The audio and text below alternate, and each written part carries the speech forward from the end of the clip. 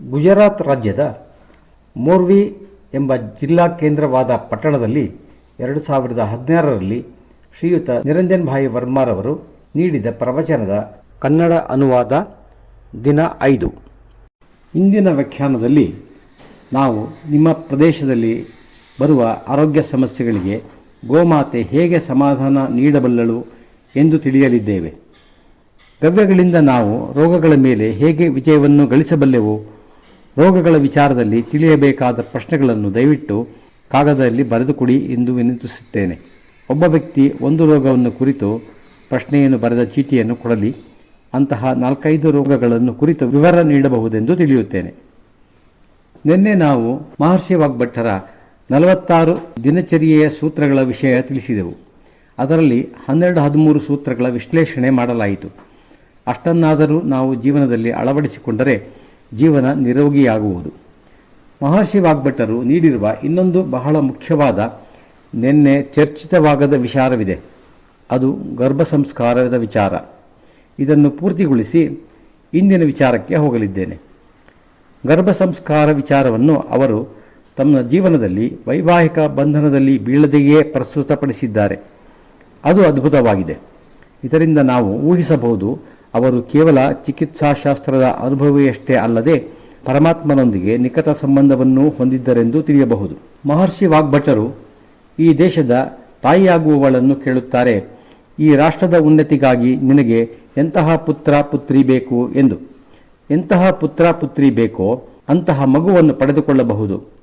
ಎಲ್ಲ ಮಾತೆಯರು ಜೀವನದಲ್ಲಿ ಈ ಅಧ್ಯಾಯವನ್ನು ಅವಶ್ಯವಾಗಿ ಅಧ್ಯಯನ ಮಾಡಿರಿ ಎಂದು ಬೇಡಿಕೊಳ್ಳುತ್ತೇನೆ. ಅದರ ಅಗತ್ಯ ಈ ರಾಷ್ಟ್ರಕ್ಕೆ ಬಹಳವಿದೆ. ವಾಗ್ಭಟರ ಸೂತ್ರಗಳ ಸಂಕ್ಷಿಪ್ತ ವಿಶ್ಲೇಷಣೆಯನ್ನು ನಿಮ್ಮ ಮುಂದಿರಿಸಲು ಪ್ರಯತ್ನ ಮಾಡುತ್ತೇನೆ. ಇಂದಿನ ಸಮಾಜದಲ್ಲಿ ಮಹಿಳೆ ವಿವಾಹವಾದ ಕೂಡಲೇ ತಾಯಿಯಾಗುವ ಸಿದ್ಧತೆ ಮಾಡುವುದಿಲ್ಲ. ಅವಳಿಗೆ ತಾನು ತಾಯಿಯಾಗಲಿರುವೆ ಎಂದು ಆ ಪ್ರಕ್ರಿಯೆಯ ಒಂದು ಹಂತ ದಾಟಿದ ಮೇಲೆ ತಿಳಿಯುತ್ತದೆ. ಆಕಸ್ಮಿಕವಾಗಿ ತಾಯ್ತನದ ಹಾದಿಯಲ್ಲಿ ಹೆಜ್ಜೆ ಇರಿಸಿರುತ್ತಾಳೆ. ಈ ಕಾರಣದಿಂದಲೇ ಈ ರಾಷ್ಟ್ರಕ್ಕೆ ಒಳ್ಳೆಯ ಪುರುಷಾರ್ಥಿ ಜನರು ದೊರೆಯುತ್ತಿಲ್ಲ.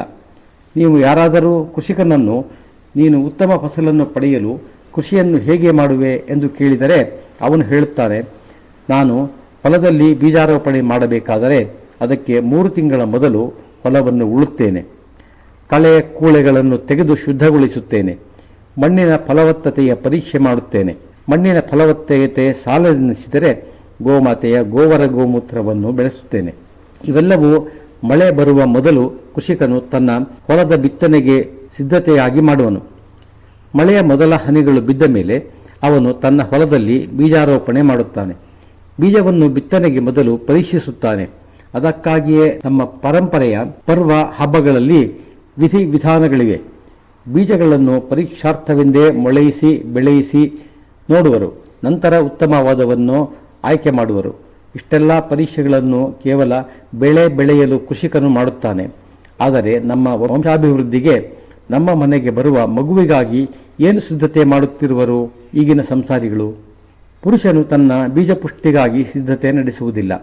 ತನ್ನಿಂದ ಈ ರಾಷ್ಟ್ರಕ್ಕೆ ಒಬ್ಬ ಪುರುಷಾರ್ಥಿ ಪೌರ ದೊರೆಯುವನೇ ಎಂದು ಯಾರೂ ಚಿಂತಿಸುವುದಿಲ್ಲ. ಒಬ್ಬ ತಾಯಿ ತನ್ನ ಗರ್ಭಪುಷ್ಟಿಯನ್ನು ಕುರಿತು ಯೋಚಿಸುವುದಿಲ್ಲ.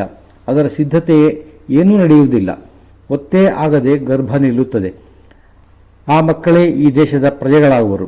ಅಂತಹವರು ಈ ದೇಶೋದ್ಧಾರ ಮಾಡಬಲ್ಲರೆ? ಈ ಸಮಾಜದ ಉದ್ಧಾರ ಏಳಿಗೆಗೆ ಕಾರಣರಾಗಬಲ್ಲರೆ? ಅಥವಾ ತಮ್ಮ ಹೆತ್ತವರಿಗಾದರೂ ಸುಖ ನೀಡಬಲ್ಲರೆ? ಇದೊಂದು ದೊಡ್ಡ ಪ್ರಶ್ನೆಯಾಗಿದೆ ಈ ದೇಶದ ಮುಂದಿರುವ. ಇದರ ಹಿಂದಿರುವ ಷಡ್ಯಂತ್ರವೇನಿದೆ ಅದು ಈ ಮೂಲಕ ನಮ್ಮ ಭಾರತದ ಸಂಸ್ಕೃತಿ, ಪರಂಪರೆ, ರೀತಿ ನೀತಿಗಳ ಮೇಲಿನ ಆಕ್ರಮಣ ಎಂದು ನನಗೆ ತೋರುತ್ತದೆ. ನಾವು ನಮ್ಮ ಸಂಸ್ಕೃತಿಯನ್ನು ಕಳೆದುಕೊಂಡಿರುವೆವು. ನಮ್ಮ ಧಾರ್ಮಿಕ ಪ್ರಕ್ರಿಯೆಗಳನ್ನು ಕಳೆದುಕೊಂಡಿರುವೆವು. ಅದರೊಂದಿಗೆ ನಾವು ಗರ್ಭಧಾರಣ ಪ್ರಕ್ರಿಯೆಯ ವಿಧಿವಿಧಾನವನ್ನೂ ಕಳೆದುಕೊಂಡಿದ್ದೇವೆ, ಆಚರಿಸುತ್ತಿಲ್ಲ. ನಮ್ಮ ಭೂಮಿಯ ಪುಷ್ಟಿಯಿಂದ ಪೌಷ್ಟಿಕ ಧಾನ್ಯ ಫಲಗಳು ಸಮೃದ್ಧವಾದಂತೆಯೇ ಉತ್ತಮ ಸ್ತ್ರೀಕುಲದ ಪುಷ್ಟ ಗರ್ಭದಿಂದ ಉತ್ತಮ ಪುರುಷರ ಜನ್ಮವಾಗುತ್ತದೆ. ಈ ಪ್ರಕ್ರಿಯೆಯು ಕಳೆದು ಹೋಗಿದೆ.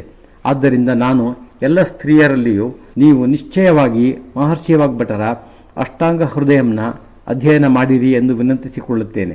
ತಾಯಿಯಾಗಲು ಬಳಸುವ ಮಹಿಳೆಯು ಎಲ್ಲಕ್ಕೂ ಮೊದಲು ತನ್ನ ಗರ್ಭವನ್ನು ಕೃಷಿಕನು ತನ್ನ ಭೂಮಿಯನ್ನು ಸಿದ್ಧಪಡಿಸಿಕೊಳ್ಳುವಂತೆ ಪುಷ್ಟಿಗೊಳಿಸಿಕೊಳ್ಳಬೇಕು, ಸಂಸ್ಕರಿಸಿಕೊಳ್ಳಬೇಕು. ಪುರುಷನು ಕೃಷಿಕನು ಉತ್ತಮವಾದ ಬೀಜವನ್ನು ಆಯ್ಕೆ ಮಾಡುವಷ್ಟೇ ಎಚ್ಚರಿಕೆಯಿಂದ ತನ್ನ ವೀರ್ಯವನ್ನು ಪುಷ್ಟಿಗೊಳಿಸಿಕೊಳ್ಳಬೇಕು. ಹೀಗೆ ಸಿದ್ಧಗೊಂಡು ಈ ದೇಶಕ್ಕೆ ಒಬ್ಬ ಒಳ್ಳೆಯ ಪುರುಷಾರ್ಥಿ ನಾಯಕನನ್ನು ನೀಡಬೇಕೆಂದು ಸಂಪೂರ್ಣ ಎಚ್ಚರದಿಂದ ಗರ್ಭಧಾರಣೆಯಾಗಿ ಪ್ರಯತ್ನ ಮಾಡಿದರೆ ಮುಂದಿನ ಪೀಳಿಗೆಯಲ್ಲಿ ಉತ್ತಮ ವೀರಪುರುಷರ ಜನ್ಮವಾಗಬಲ್ಲದು. ಅದಕ್ಕಾಗಿಯೇ ಆಕೆ 3 ತಿಂಗಳ ಕಾಲ ಗರ್ಭವನ್ನು ಸಿದ್ಧಪಡಿಸಬೇಕು. ವೀರ್ಯವನ್ನು ಪಡೆದುಕೊಳ್ಳುವ ಎಲ್ಲ ಲಕ್ಷಣಗಳನ್ನು ಬ್ರಹ್ಮಚರ್ಯ ಪಾಲಿಸುವುದರಿಂದ ಬೆಳೆಸಬೇಕು. ಪುರುಷನು ತಂದೆಯಾಗುವ ಸಿದ್ಧತೆಯ ಅಂಗವಾಗಿ ಬ್ರಹ್ಮಚರ್ಯ ಪಾಲನೆ ಮಾಡಬೇಕು. ವೀರ್ಯ ಪುಷ್ಟಿ ಮಾಡಿಕೊಳ್ಳಬೇಕು. ಇಬ್ಬರು ಪಥ್ಯ ಅಪಥ್ಯಗಳನ್ನು ಗಮನಿಸಿಕೊಂಡು ಆಹಾರ ವಿಹಾರ ಆಚರಣೆಗಳನ್ನು ಗಮನಿಸಿಕೊಂಡಿರಬೇಕು. ಹೀಗೆ ಇದ್ದುಕೊಂಡು ತಮ್ಮ ಮುಂದಿನ ಸಂತಾನದ ಕಲ್ಪನೆಯನ್ನು ಗಟ್ಟಿ ಮಾಡಿಕೊಳ್ಳಬೇಕು. ಸ್ತ್ರೀ ಪುರುಷರ ಸಮಾಗಮಕ್ಕಾಗಿ ಕೆಲವು ನಿರ್ಧಾರಿತ ತಿಥಿಗಳಿವೆ. ಅವುಗಳಿಗನುಸಾರವಾಗಿ ಸಮಾಗಮ ಹೊಂದಿದರೆ ನಿಮ್ಮ ಇಚ್ಛಾನುಸಾರವಾದ ಪುತ್ರ ಪುತ್ರಿಯನ್ನು ಪಡೆಯಬಹುದು. ಗರ್ಭಧರಿಸುವುದಕ್ಕೆ ಇದು ಮುಗಿಯುವುದಿಲ್ಲ. 9 ತಿಂಗಳ ಕಾಲ ಗರ್ಭ ಪೋಷಣೆ ರಕ್ಷಣೆ ಮಾಡುವ ವಿಧಿವಿಧಾನಗಳನ್ನು ತಿಳಿಸಿದ್ದಾರೆ. ಗರ್ಭದ ಪ್ರಪಂಚವೇ ವಿಶಿಷ್ಟವಾದದ್ದಾಗಿರುತ್ತದೆ. ಅಲ್ಲಿ ಭ್ರೂಣವು ತನ್ನ ತಾಯಿಯಿಂದ ಭೂಮಿ, ಜಲ, ವಾಯು, ಅಗ್ನಿ, ಆಕಾಶಗಳನ್ನು ಅಂದರೆ ಪಂಚಭೂತಗಳನ್ನು ಪಡೆದುಕೊಳ್ಳುತ್ತದೆ. 3ನೆಯ ತಿಂಗಳಾದ ಮೇಲೆ ಭ್ರೂಣಕ್ಕೆ ಆತ್ಮನ ಪ್ರವೇಶವಾಗುತ್ತದೆ. ಆತ್ಮಗಳು ವಾತಾವರಣದಲ್ಲಿ ಸೂಕ್ತವಾದ ಗರ್ಭದ ಶೋಧದಲ್ಲಿ ಇರುತ್ತವೆ. ಕಾಲ ದೇಶ ಕರ್ಮಗಳಿಗನುಸಾರವಾಗಿ ಸೂಕ್ತವಾದ ಗರ್ಭ ದೊರೆತಾಗ ಅವು ಅಲ್ಲಿ ನೆಲೆಗೊಳ್ಳುತ್ತವೆ. ಸ್ವಸ್ಥ ಸಂಸ್ಕೃತ ಸಮಾಜಕ್ಕೆ ಸಜ್ಜನ ಪುರುಷಾರ್ಥಿಗಳ ಜನ್ಮವಾಗಬೇಕೆಂದಿದ್ದರೆ ಅದಕ್ಕೆ ಮಾತೆಯರ ಪಾತ್ರ ಬಹಳ ಮುಖ್ಯವಾಗಿದೆ. ಅದಕ್ಕೆ ಉದಾಹರಣೆಗಳು ನಮ್ಮ ದೇಶದ ಇತಿಹಾಸದಲ್ಲಿ ಪುರಾಣಗಳಲ್ಲಿ ಇವೆ. ಧ್ರುವ, ಪ್ರಹ್ಲಾದ, ಅಭಿಮನ್ಯು, ನಚಿಕೇತ, ಉದ್ದಾಲಕ ಇತ್ಯಾದಿ ಅನೇಕರ ಜೀವನ ಚರಿತ್ರೆಗಳಿವೆ. ಭಾರತೀಯ ದರ್ಶನಗಳಲ್ಲಿ ಸ್ತ್ರೀಯನ್ನು ಕ್ಷೇತ್ರಕ್ಕೂ ಪುರುಷನ ವೀರ್ಯವನ್ನು ಬೀಜಕ್ಕೂ ಹೋಲಿಸಲಾಗಿದೆ. ಪುರುಷನು ಬೀಜಾರೋಪಣೆ ಮಾತ್ರ ಮಾಡಬಲ್ಲನು. ನಂತರದ ಗರ್ಭಧಾರಣೆ, ಪ್ರಸವದಿಂದ ಆರಂಭಿಸಿ ಲಾಲನೆ, ಪಾಲನೆ, ಪೋಷಣೆಯ ಮುಖ್ಯ ಹೊಣೆ ಸ್ತ್ರೀಯದ್ದಾಗಿದೆ. ಆದರೆ ಪುರುಷನ ಪಾತ್ರವನ್ನು ಇಲ್ಲಿ ನಗಣ್ಯಗೊಳಿಸಲಾಗದು. ಸುಸಂಸ್ಕೃತ, ಸಭ್ಯ, ನಾಗರಿಕ, ಧಾರ್ಮಿಕ, ಪೌರುಷವಂತ ಪುರುಷನು ತನ್ನ ಎಲ್ಲ ವಿದ್ಯೆ ವಿವೇಕಗಳಿಂದ ತಾಯಿ ಮಕ್ಕಳ ರಕ್ಷಣೆ ಪೋಷಣೆಯ ಹೊಣೆಯನ್ನು ತಾನು ಇರುವವರೆಗೂ ನಿರ್ವಹಿಸುವನು. ಅನ್ಯಥಾ ಸಮಾಜವು ಅರಾಜಕವಾಗುವುದು. ಬೀಜಾರೋಪಣ ಮಾಡಿ ಹೋಗುವ ಸಂಸ್ಕೃತಿ ಭಾರತೀಯವಲ್ಲ. ಅದುವೇ ಸಮಾಜಕ್ಕೆ ಬಾಧಕವು. ಮುಂದೆ ಭ್ರೂಣದ ವಿಕಾಸದ ಯೋಜನೆ 4, 5, 6ನೇ ತಿಂಗಳುಗಳಲ್ಲಿ. ಈ ಸಮಯದಲ್ಲಿ ಶಿಶುವಿನ ಎಲ್ಲ ಅಂಗಾಂಗಗಳ ನಿರ್ಮಾಣವಾಗುತ್ತದೆ. ಈ ಕಾಲದಲ್ಲಿ ಗರ್ಭಸ್ಥ ಮಹಿಳೆಯ ಎಲ್ಲ ಇಚ್ಛೆಗಳನ್ನು ಪೂರೈಸಬೇಕು. ಆಕೆ ಏನು ಕೇಳಿದರೂ ಭಕ್ಷ್ಯಭೋಜ್ಯಗಳಲ್ಲಿ ಪೂರ್ತಿಗೊಳಿಸಬೇಕು. ಈ ಸಂದರ್ಭದಲ್ಲಿ ಅಂತಹ ಗರ್ಭವತಿಯ ಇಚ್ಛಾಪೂರ್ತಿಯು ಗರ್ಭದಲ್ಲಿರುವ ಶಿಶುವು ಪರಮಾತ್ಮನಿಗೆ ಅತ್ಯಂತ ಸಮೀಪದಲ್ಲಿ ಇರುವುದೆಂದು, ಅದಕ್ಕೆ ಅರ್ಪಿಸಿದುದು ಪರಮಾತ್ಮನಿಗೆ ಅರ್ಪಿಸಿದಂತೆ ಎಂದೂ ತಿಳಿಯಲಾಗಿದೆ. 7ನೇ ತಿಂಗಳಿನಲ್ಲಿ ಭ್ರೂಣದ ಕಫದ ನಿರ್ಮಾಣವಾಗುತ್ತಿರುತ್ತದೆ. ತಾಯಿಯ ದೇಹದ ಜಲಾಂಶವು ಶಿಶುವಿಗೆ ಇಳಿಯುತ್ತಿರುತ್ತದೆ. ಆಗ ತಾಯಿಗೆ ಜಲದ ಅಂಶ ಕಡಿಮೆಯಾಗದಂತೆ ಎಚ್ಚರ ವಹಿಸಬೇಕು. ಭ್ರೂಣಕ್ಕೆ ಕಫದ ಅಂಶ ಒದಗದಿದ್ದರೆ ಅದು ಕಫದ 20 ರೋಗಗಳೊಂದಿಗೆ ಜನ್ಮ ಹೊಂದಬಹುದು. 7ನೇ ತಿಂಗಳಿನಲ್ಲಿ ಒಂದು ಸಂಸ್ಕಾರ ಕಾರ್ಯವಿರುತ್ತದೆ. ಅದರಂತೆ ತಾಯಿಗೆ ಜಲದ ಅಂಶ ಕೊರತೆಯಾಗದಂತೆ ಆಯೋಜನೆಗೊಂಡಿರುತ್ತದೆ. ಈ ಆಚರಣೆಯ ಸಂದರ್ಭದಲ್ಲಿ ಗರ್ಭವತಿಗೆ ಹೆರಳಿನಲ್ಲಿ ಕಮಲದ ಹೂವಿನ ಅಲಂಕಾರ ಮಾಡುತ್ತಾರೆ. ನಿತಂಬದಿಂದಲೂ ಕಮಲದ ಹೂವುಗಳನ್ನು ಹೆರಳಿಗೆ ಜೋಡಿಸಿ ಹೊಂದಿಸಿ ಮಾಡಿದ ಈ ಅಲಂಕಾರವು ಕಮಲದ ಹೂವಿನ ಪ್ರಭಾವದಿಂದ ನೀರಿನ ಅಂಶ ಮೂಲಾಧಾರದಿಂದ ಪೀಯೂಷ ಗ್ರಂಥಿಯವರೆಗೂ ಜಲದ ಅಂಶವು ಏರಿ ಗರ್ಭಕ್ಕೆ ಒದಗುವುದು ಎಂದು ನಂಬಿಕೆ. ಇಂತಹ ಕ್ರಿಯೆ 8 ಮತ್ತು 9ನೇ ತಿಂಗಳುಗಳಲ್ಲಿಯೂ ನಡೆಸುವರು. ಅಧರ್ಮಿ ಸಂಘಟನೆಕಾರರು ಅನೇಕ ಇಂಥ ಕ್ರಿಯೆಗಳನ್ನು ಅವೈಜ್ಞಾನಿಕ ಎಂದು ಹೇಳಿ ಜನರ ಮನಸ್ಸಿನಲ್ಲಿ ಶಂಕೆ ತುಂಬಿ ಕ್ರಿಯೆಗಳ ಆಚರಣೆಯನ್ನು ನಿಲ್ಲಿಸಿರುವರು. ಭಾರತೀಯರು ತಮ್ಮ ಪರಂಪರೆಯ ಆಚರಣೆಗಳನ್ನು ಒಂದೆಡೆ ಸಂಗ್ರಹಿಸಿ ಅದರ ಕೂಲಂಕುಷ ವಿಶ್ಲೇಷಣೆ ಮಾಡಿ ಅವುಗಳನ್ನು ಮತ್ತೆ ಸಮಾಜದ ಜೀವನದಲ್ಲಿ ಮರುಸ್ಥಾಪನೆಗೊಳಿಸುವ ಅಗತ್ಯವಿದೆ. ವಿಧಿವಿಧಾನಗಳನ್ನು ಆಚರಿಸದಿರುವುದು ಒಂದೆಡೆಯಾದರೆ ನಿಷೇಧಗಳ ಆಚರಣೆಯಿಂದ ಆಗಿರುವ ಅನಾಹುತಗಳ ಪರಿಣಾಮ ಈಗಾಗಲೇ ಸಮಾಜದಲ್ಲಿ ಗೋಚರವಾಗುತ್ತಿದೆ. ಪಾರಂಪರಿಕ ಆಚರಣೆಗಳು ತಾಯಿ ಮಗು ಇಬ್ಬರ ಆರೋಗ್ಯದ ಕಳಕಳಿಯಿಂದಲೇ ನಿರ್ಮಿತವಾಗಿರುವವು. ಅವುಗಳ ಆಚರಣೆ ಮತ್ತೆ ನಡೆಯುವಂತಾಗಬೇಕು. 9ನೆಯ ತಿಂಗಳಲ್ಲಿ ತಾಯಿಗೆ ವಿಶೇಷವಾಗಿ ಘೃತದ ಅವಶ್ಯಕತೆ ಇರುತ್ತದೆ. ಇದರ ಪೂರೈಕೆಯಿಂದ ಪ್ರಸವ ಕ್ರಿಯೆಯಲ್ಲಿ ತಾಯಿಗೆ ಕನಿಷ್ಠ ನೋವನ್ನು ಅನುಭವಿಸುವಂತಾಗುತ್ತದೆ. ಆದರೆ ಈಗಿನ ಚಿಕಿತ್ಸಾ ವಿಜ್ಞಾನಕ್ಕೆ ಘೃತದ ವೈಜ್ಞಾನಿಕತೆ ತಿಳಿಯದು. ಅದು ಶುದ್ಧ ತೈಲಗಳ ವಿಜ್ಞಾನವನ್ನೂ ತಿಳಿದಿಲ್ಲ. ಅವೆರಡರ ಸ್ಥಳದಲ್ಲಿ ರಿಫೈನ್ಡ್ ಆಯಿಲ್ ಮತ್ತು ಬಟರ್ ಆಯಿಲ್ ಅನ್ನು ತಿಳಿದಿದೆ. ಹೀಗಾಗಿ ನಮ್ಮ ದೇಶದ ಡಾಕ್ಟರರು ಘೃತ ಅಂದರೆ ತುಪ್ಪದ ಶುದ್ಧ ತೈಲಗಳ ಬಳಕೆ ಮಾಡಬೇಡಿರಿ ಎನ್ನುವರು. ಘೃತ ಅಂದರೆ ತುಪ್ಪದ ಮತ್ತು ಶುದ್ಧ ತೈಲಗಳ ಬಳಕೆ ನಮ್ಮ ಸಂಸ್ಕೃತಿಯ ಪರಂಪರೆಯೇ ಆಗಿತ್ತು. ನಮ್ಮ ದೇಹಕ್ಕೆ ಈ ಘೃತ ಅಂದರೆ ತುಪ್ಪ ಮತ್ತು ಜೈವಿಕ ವನಸ್ಪತಿಯ ತೈಲಗಳು ಅಸ್ಥಿ ಜೋಡಣೆಗಳಿಗೆ ಬೇಕಾದ ಸ್ನಿಗ್ಧ ಅಂದರೆ ಸ್ನೇಹ ವಸ್ತುಗಳನ್ನು ಪೂರೈಸುತ್ತವೆ. 24 ಗಂಟೆಗಳು ಚಲನಶೀಲವಾಗಿರುವ ಈ ದೇಹಕ್ಕೆ ಈ ಸ್ನಿಗ್ಧ ವಸ್ತುಗಳ ಜೋಡಣೆಗಳ ಸುಗಮ ಕಾರ್ಯನಿರ್ವಹಣೆಗೆ ಅತ್ಯಗತ್ಯವಾಗಿವೆ. ಘೃತ ಸೇವನೆ ಈ ಸ್ನಿಗ್ಧ ವಸ್ತುವನ್ನು ದೇಹಕ್ಕೆ ಒದಗಿಸುವ ಕಲೆಯಾಗಿದೆ. ಈ ವ್ಯವಸ್ಥೆಯನ್ನು ನಮ್ಮ ಪೂರ್ವಜರು ಕಾಲಕಾಲಕ್ಕೆ ಹಬ್ಬ ಪರ್ವಗಳೊಂದಿಗೆ ಜೋಡಿಸಿಟ್ಟಿದ್ದಾರೆ. ದೀಪಾವಳಿಯು ಮಳೆಗಾಲದ ಕೊನೆಯಾದ ಮೇಲೆ ಬರುತ್ತದೆ.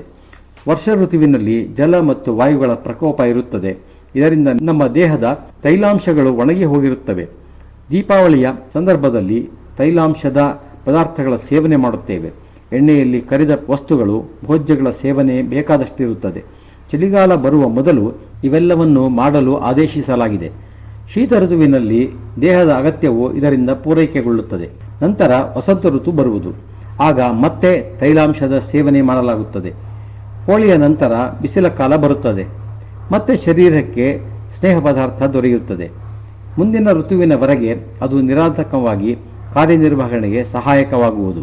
ಈ ಎರಡೂ ಹಬ್ಬಗಳನ್ನು ಮನಸ್ಸಿಟ್ಟು ಆಧರಿಸಿದರೆ ಜೀವನದಲ್ಲಿಯೇ ನಿಮಗೆ ಸಂಧಿವಾತ, ಜೋಡಣೆ ರೋಗ, ಆರ್ಥರೈಟಿಸ್ ಬರುವುದಿಲ್ಲ.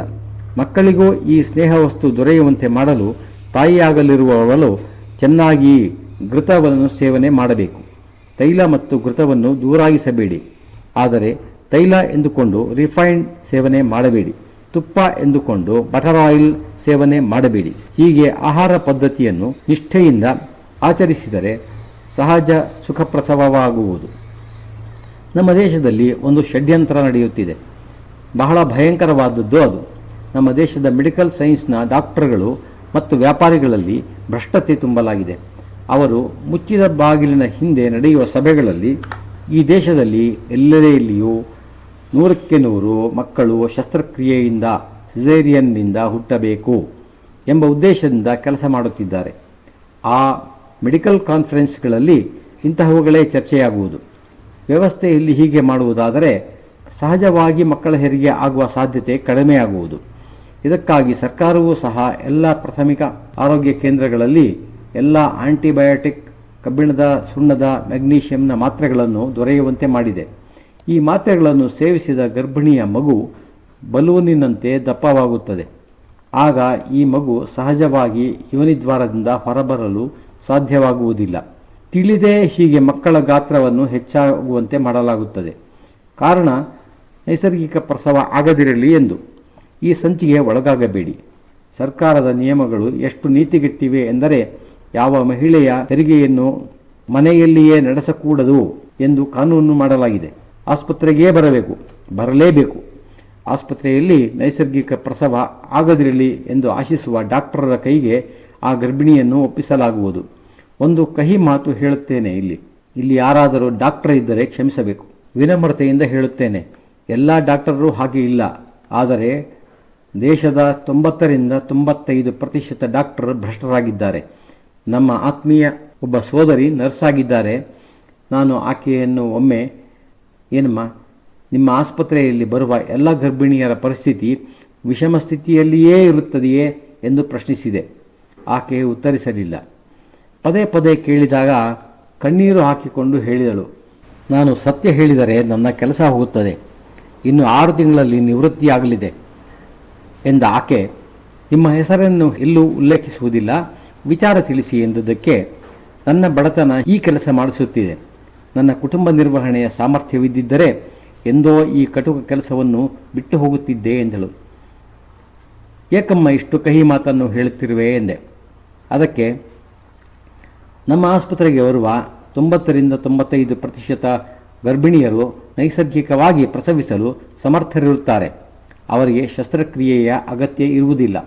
ನನ್ನ ಮೇಲಧಿಕಾರಿ ಡಾಕ್ಟರರ ಆದೇಶದಲ್ಲಿ 90-95% ಗರ್ಭಿಣಿಯರಿಗೆ ಸರ್ಜರಿ ಮಾಡಿರಿ ಎಂದಾಗಿದೆ. ಅಗತ್ಯ ಇರಲಿ ಇಲ್ಲದಿರಲಿ.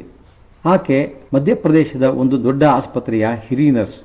ನಂತರ ನಾನು ಅನೇಕ ರಾಜ್ಯಗಳಲ್ಲಿ ಇದರ ವಿಚಾರ ಶೋಧನೆ ನಡೆಸಿದಾಗ ತಿಳಿದು ಬಂದಿತು, ಇವರ ಪಾಲಿಸಿಯೇ ಹೀಗಿದೆ ಎಂದು. ಮಗು ಗರ್ಭದಿಂದ ಹೊರಬರಲು ಒಂದು ನಿರ್ದಿಷ್ಟ ಸಮಯ ಇರುತ್ತದೆ. ಅದಕ್ಕಿಂತ ಮೊದಲು ಮಗುವನ್ನು ಹೊರಗೆ ತೆಗೆಯಬಾರದು.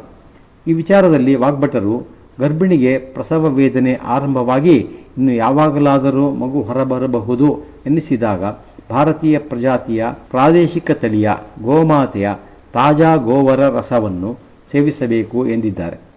ಗೋವರ ರಸಕ್ಕೆ ದೇಹದ ವಾಯುವನ್ನು ಸಮತೋಲನೆಯಲ್ಲಿ ಇರಿಸುವ ಅದ್ಭುತ ಶಕ್ತಿ ಇದೆ. ಗರ್ಭಿಣಿಗೆ ಪ್ರಸವದ ವೇದನೆ ಪ್ರಾರಂಭವಾದಾಗ 15 ಮಿಲಿಲೀಟರ್ ಗೋವರ ರಸ ಸೇವಿಸಿದರೆ ಸಹಜ ಪ್ರಸವವಾಗುವುದು. ಪ್ರಸವ ಆಗಲಿಲ್ಲವೆಂದರೆ 15-20 ನಿಮಿಷಗಳ ನಂತರ 2ನೇ ಬಾರಿ ಸೇವಿಸಲಿ. ಇನ್ನೂ ಪ್ರಸವ ಆಗಲಿಲ್ಲವೆಂದರೆ 15-20 ನಿಮಿಷಗಳ ಅಂತರದಲ್ಲಿ 3ನೇ ಬಾರಿ ಸೇವಿಸಲಿ. 4ನೇ ಬಾರಿಗೆ ಸೇವಿಸುವ ಅವಕಾಶವಿಲ್ಲದಂತೆ ಪ್ರಸವ ಆಗುವುದು. ಅಂತಹ ಉದಾಹರಣೆಗಳು 100ಕ್ಕೂ ಹೆಚ್ಚು ಇವೆ. ನಮ್ಮ ಚಿಕಿತ್ಸಾಲಯವು ಮಾಡಿಸಿದೆ. ಕೆಲವು ಸಂದರ್ಭದಲ್ಲಿ ಡಾಕ್ಟರ್ ಯೋನಿದ್ವಾರ ಬಹಳ ಸಂಕುಚಿತವಾಗಿದೆ, ಸರ್ಜರಿ ಬಿಟ್ಟರೆ ಬೇರೆ ಗತಿ ಇಲ್ಲ ಎಂದು ಹೇಳಿದ್ದೂ ಇದೆ.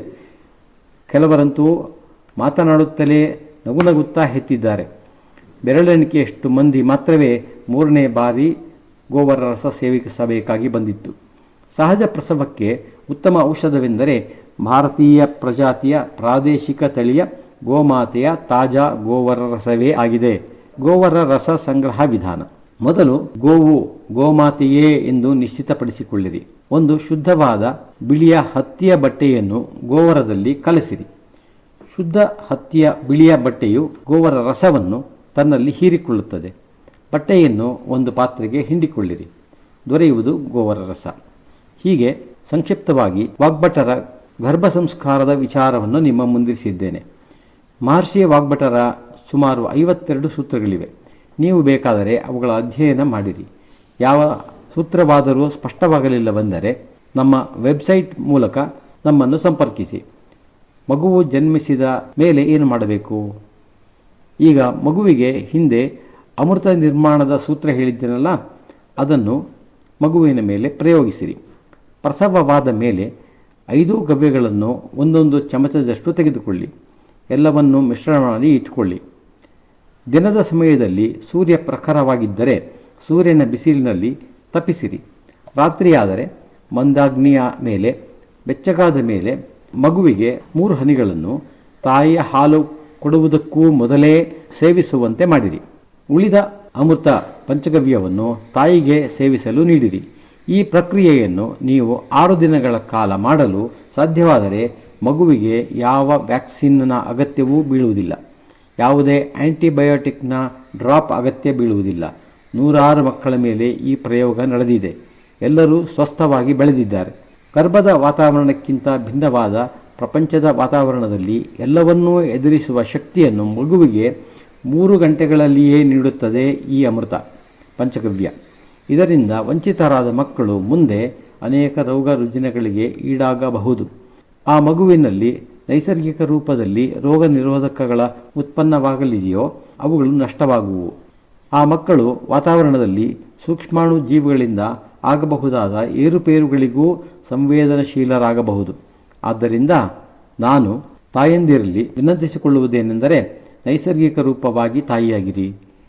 ನಮ್ಮ ಸರ್ಕಾರಗಳು ನೀಡುತ್ತಿರುವ ವ್ಯಾಕ್ಸಿನೇಷನ್ಗಳು ಎಷ್ಟು ಮಾತ್ರವೂ ಸುರಕ್ಷಿತವಲ್ಲ. ನಮ್ಮಲ್ಲಿ 100ಕ್ಕೂ ಹೆಚ್ಚು ಪೋಲಿಯೋ ಡ್ರಾಪ್ಸ್ ಹಾಕಿಯೂ ಪೋಲಿಯೋ ಆಗಿದ್ದಂತಹ ಮಕ್ಕಳ ಉದಾಹರಣೆಗಳಿವೆ. ಇದು ನನ್ನ ಮನದಲ್ಲಿ ಸಂದೇಹವನ್ನು ಉಂಟು ಮಾಡುತ್ತದೆ. ಚಿಕಿತ್ಸಾರ್ಥಿಯಾಗಿ ನನಗೆ ಡಾಕ್ಟರ್ ಏನು ಇಂಜೆಕ್ಷನ್ ಅಥವಾ ಸೇವನೆಗೆ ನೀಡುವ ಔಷಧಿಯಾಗಿರಬಹುದು, ಏನು ನೀಡುತ್ತಿರುವರೆಂದು ತಿಳಿಯುವ ಅಧಿಕಾರವನ್ನು ನಮ್ಮ ಸಂವಿಧಾನವು ನೀಡಿದೆ.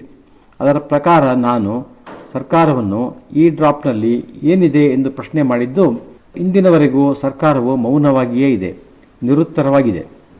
ಸರ್ಕಾರದ ಮೌನವು ನಮ್ಮ ಅನುಮಾನವನ್ನು ಹೆಚ್ಚಿಸುತ್ತದೆ. ಆದ್ದರಿಂದ ನನ್ನ ನಿವೇದನೆ ಈ ದೇಶದ ತಾಯಿಯಾಗಬಲ್ಲ ಎಲ್ಲರಲ್ಲಿಯೂ ಏನೆಂದರೆ, ನೀವು ಎಚ್ಚರಗೊಳ್ಳಿರಿ.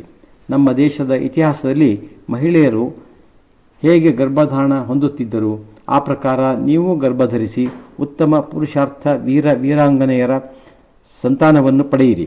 ಈ ಸಮಾಜಕ್ಕೆ ಉತ್ತಮ ಮಾರ್ಗದರ್ಶಕರು, ರಾಜಕಾರಣಿಗಳು, ಧುರೀಣರು, ಪೌರುಷವಂತರು, ಸಂತರು, ವೈಜ್ಞಾನಿಕರು ದೊರೆಯುವರು. ಎಲ್ಲವೂ ನಮ್ಮ ದೇಶದ ಮಾತೆಯರ ವಶದಲ್ಲಿದೆ. ಆದ್ದರಿಂದ ತಾಯಂದಿರನ್ನು ಎಚ್ಚರಿಸುವುದು ಅತ್ಯಗತ್ಯವಿದೆ. ಈಗ ನಿಮ್ಮ ರೋಗ ನಿವಾರಣೆಗೆ ಆಗಬೇಕೆನ್ನುವ ಪ್ರಶ್ನೆಗಳಿಗೆ ಉತ್ತರಿಸಲು ತೊಡಗುತ್ತೇನೆ. ಮೊದಲನೇ ಚೀಟಿಯಲ್ಲಿರುವುದು ಮಧುಮೇಹ ನಿವಾರಣೆಯನ್ನು ಕುರಿತು. ಇದರ ಒಂದು ಕಾರಣವನ್ನು ಆಗಲೇ ಹೇಳಿದ್ದೆವು. ಗೋಧಿಯ ಸೇವನೆ ಒಂದು ಮುಖ್ಯವಾದ ಕಾರಣ. ರೋಗವನ್ನು ಪಾಲನೆ ಮಾಡಬಾರದು, ಅದರ ನಿವಾರಣೆಗೆ ಕಾರ್ಯಪ್ರವೃತ್ತರಾಗಬೇಕು. ಅಲೋಪತಿಯವರು ಮೇಂಟೈನ್ ಮಾಡಬಹುದು, ಕ್ಯೂರ್ ಮಾಡುವುದು ಅಸಾಧ್ಯ ಎನ್ನುತ್ತಾರೆ. ಗೋಧಿಯ ಸೇವನೆಯನ್ನು ಮಧುಮೇಹಿಗಳು ಬಿಡಬೇಕು. ಯಾವುದೇ ಆಹಾರ ಧಾನ್ಯದಲ್ಲಿಯೂ 3 ಪ್ರಕಾರದ ಶಕ್ತಿ ಇರುತ್ತದೆ. ಒಂದು ಬ್ರಹ್ಮಶಕ್ತಿ, ಧಾನ್ಯದ ಬೀಜದಲ್ಲಿ ಮೊಳಕೆ ಬರುವ ಭಾಗವಾಗಿರುತ್ತದೆ. ವಿಷ್ಣು ಶಕ್ತಿ ಆ ಧಾನ್ಯದ ದೇಹದ ತಿರುಳಿನ ಭಾಗವಾಗಿದೆ. ಶಿವಶಕ್ತಿ ಆ ಧಾನ್ಯದ ಹೊರಕವಚವಾಗಿ ಅದರ ರಕ್ಷಣೆ ಹಾಗೂ ನಮ್ಮ ರಕ್ಷಣೆಗೂ ಕಾರಣವಾಗಿರುತ್ತದೆ. ಗೋಧಿಯಲ್ಲಿನ ಶಿವತತ್ವವು ಬಹಳ ದುರ್ಬಲವಾಗಿದೆ. ಆದ್ದರಿಂದ ಗೋಧಿ ಎಲ್ಲಕ್ಕಿಂತ ಅಸುರಕ್ಷಿತ ಧಾನ್ಯವಾಗಿದೆ. ಯಾವ ಧಾನ್ಯ, ತರಕಾರಿ, ಹಣ್ಣಿನ ಹೊರ ಆವರಣ ಸಿಪ್ಪೆ ಎಷ್ಟು ತೆಳು ಮೃದುವಾಗಿರುವುದೋ ಅದರಲ್ಲಿ ಅಷ್ಟು ಕಡಿಮೆ ಶಿವತತ್ವ ಇರುತ್ತದೆ. ಗೋಧಿಯನ್ನು ಸೇವಿಸುವವರು ಅಷ್ಟು ಅಸುರಕ್ಷಿತರಾಗುತ್ತಾರೆ. ಗೋಧಿಯಲ್ಲಿ ಮೇಧ ಹೆಚ್ಚು. ಗಮನಿಸಿರಿ, ಗೋಧಿ ತಿನ್ನುವ ಪ್ರದೇಶದಲ್ಲಿ ಪಂಜಾಬ್ ಮತ್ತು ಹರಿಯಾಣ, ಗುಜರಾತ್, ರಾಜಸ್ಥಾನದ ಜನರು ಸ್ಥೂಲವಾಗಿರುತ್ತಾರೆ. ಗೋಧಿ ತಿಂದರೆ ಗೋಧಿಯಂತೆಯೇ ಆಗುವಿರಿ. ಗೋಧಿ ದುರ್ಬಲ, ಹಾಗೆಯೇ ನೀವು ದುರ್ಬಲರಾಗುವಿರಿ. ಗೋಧಿಯನ್ನು ಬಿಟ್ಟರೆ ಬೇರೆ ಬೇಕಾದಷ್ಟಿದೆ. ಜೌ ಅಂದರೆ ಬಾರ್ಲಿ ಒಂದು ಸುರಕ್ಷಿತ ಧಾನ್ಯ. ನಮ್ಮ ದೇಶಕ್ಕೆ ಗೋಧಿ ಬರುವುದಕ್ಕೆ ಮೊದಲು ಭಾರತದಲ್ಲಿ ಬಾರ್ಲಿ ಪ್ರಚಲಿತವಿತ್ತು. ಗೋಧಿ ಬಾರ್ಲಿಯ ಕುರೂಪವಾಗಿದೆ, ವಿಕೃತ ರೂಪವಾಗಿದೆ. ರೊಟ್ಟಿಯೇ ಬೇಕಾದರೆ ಬಾರ್ಲಿಯ ರೊಟ್ಟಿಯನ್ನು ಸೇವಿಸಿ. ಡಯಾಬಿಟಿಸ್ ಇದ್ದರೆ ಓಡಿ ಹೋಗುವುದು. ಬಾರ್ಲಿಯಲ್ಲಿ ಶಿವತತ್ವ ಹೇರಳವಾಗಿದೆ. ಶಿವತತ್ವವು ಈ ಶರೀರದ ಅಂಗಗಳ ರಕ್ಷಣೆ ಮಾಡುತ್ತದೆ. ದೇಹದ ಒಳ ಅಂಗಗಳು ಆಗಿರುವುದು ವಿಷ್ಣು ತತ್ವದಿಂದ, ಚೈತನ್ಯವು ಬ್ರಹ್ಮತತ್ವದಿಂದ ಇದೆ. ಎರಡನೆಯದಾಗಿ, ಡಯಾಬಿಟಿಸ್ನಿಂದ ದೂರವಾಗಲು ಶುಗರ್ ಅಂದರೆ ಸಕ್ಕರೆಯಿಂದ ದೂರವಿರಿ. ಕಬ್ಬು ಒಂದೇ. ಯುರೋಪ್ನವರು ಸಕ್ಕರೆ ಸಿದ್ಧಪಡಿಸಿದರು, ಭಾರತೀಯರು ಬೆಲ್ಲವನ್ನು ತಯಾರಿಸಿದರು. ಬೆಲ್ಲ ಸೇವಿಸಿದರೆ ಅದರ ರೋಗ ಬರುವುದಿಲ್ಲ.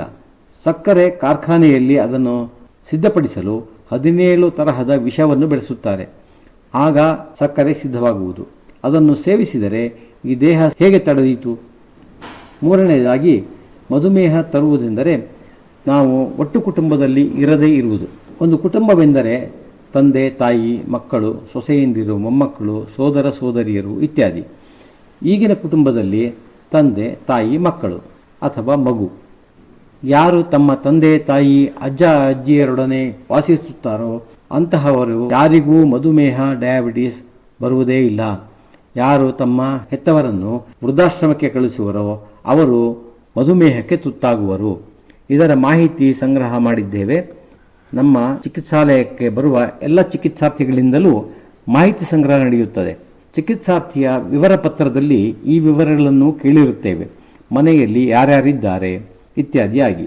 ಯಾರ ಮನೆಯಲ್ಲಿ ಗಂಡ, ಹೆಂಡತಿ, ಮಕ್ಕಳು ಮಾತ್ರ ಇರುತ್ತಾರೋ ಅವರನ್ನು ಒಂದು ವರ್ಗವೆಂದು ಪ್ರತ್ಯೇಕ ಮಾಹಿತಿ ಇರಿಸಿಕೊಂಡು, ಮನೆಯಲ್ಲಿ ಅಪ್ಪ, ಅಮ್ಮ, ಅಜ್ಜ, ಅಜ್ಜಿ ಇರುವವರನ್ನು ಇನ್ನೊಂದು ವರ್ಗವೆಂದು ಪ್ರತ್ಯೇಕವಾಗಿ ಮಾಹಿತಿ ಸಂಗ್ರಹಿಸಿ ಪರೀಕ್ಷಿಸಿದಾಗ ಅಪ್ಪ, ಅಮ್ಮ, ಅಜ್ಜ, ಅಜ್ಜಿ ಇರುವವರ ಸಂಖ್ಯೆ ಬಹಳ ಕಡಿಮೆಯಾಗಿರುತ್ತದೆ.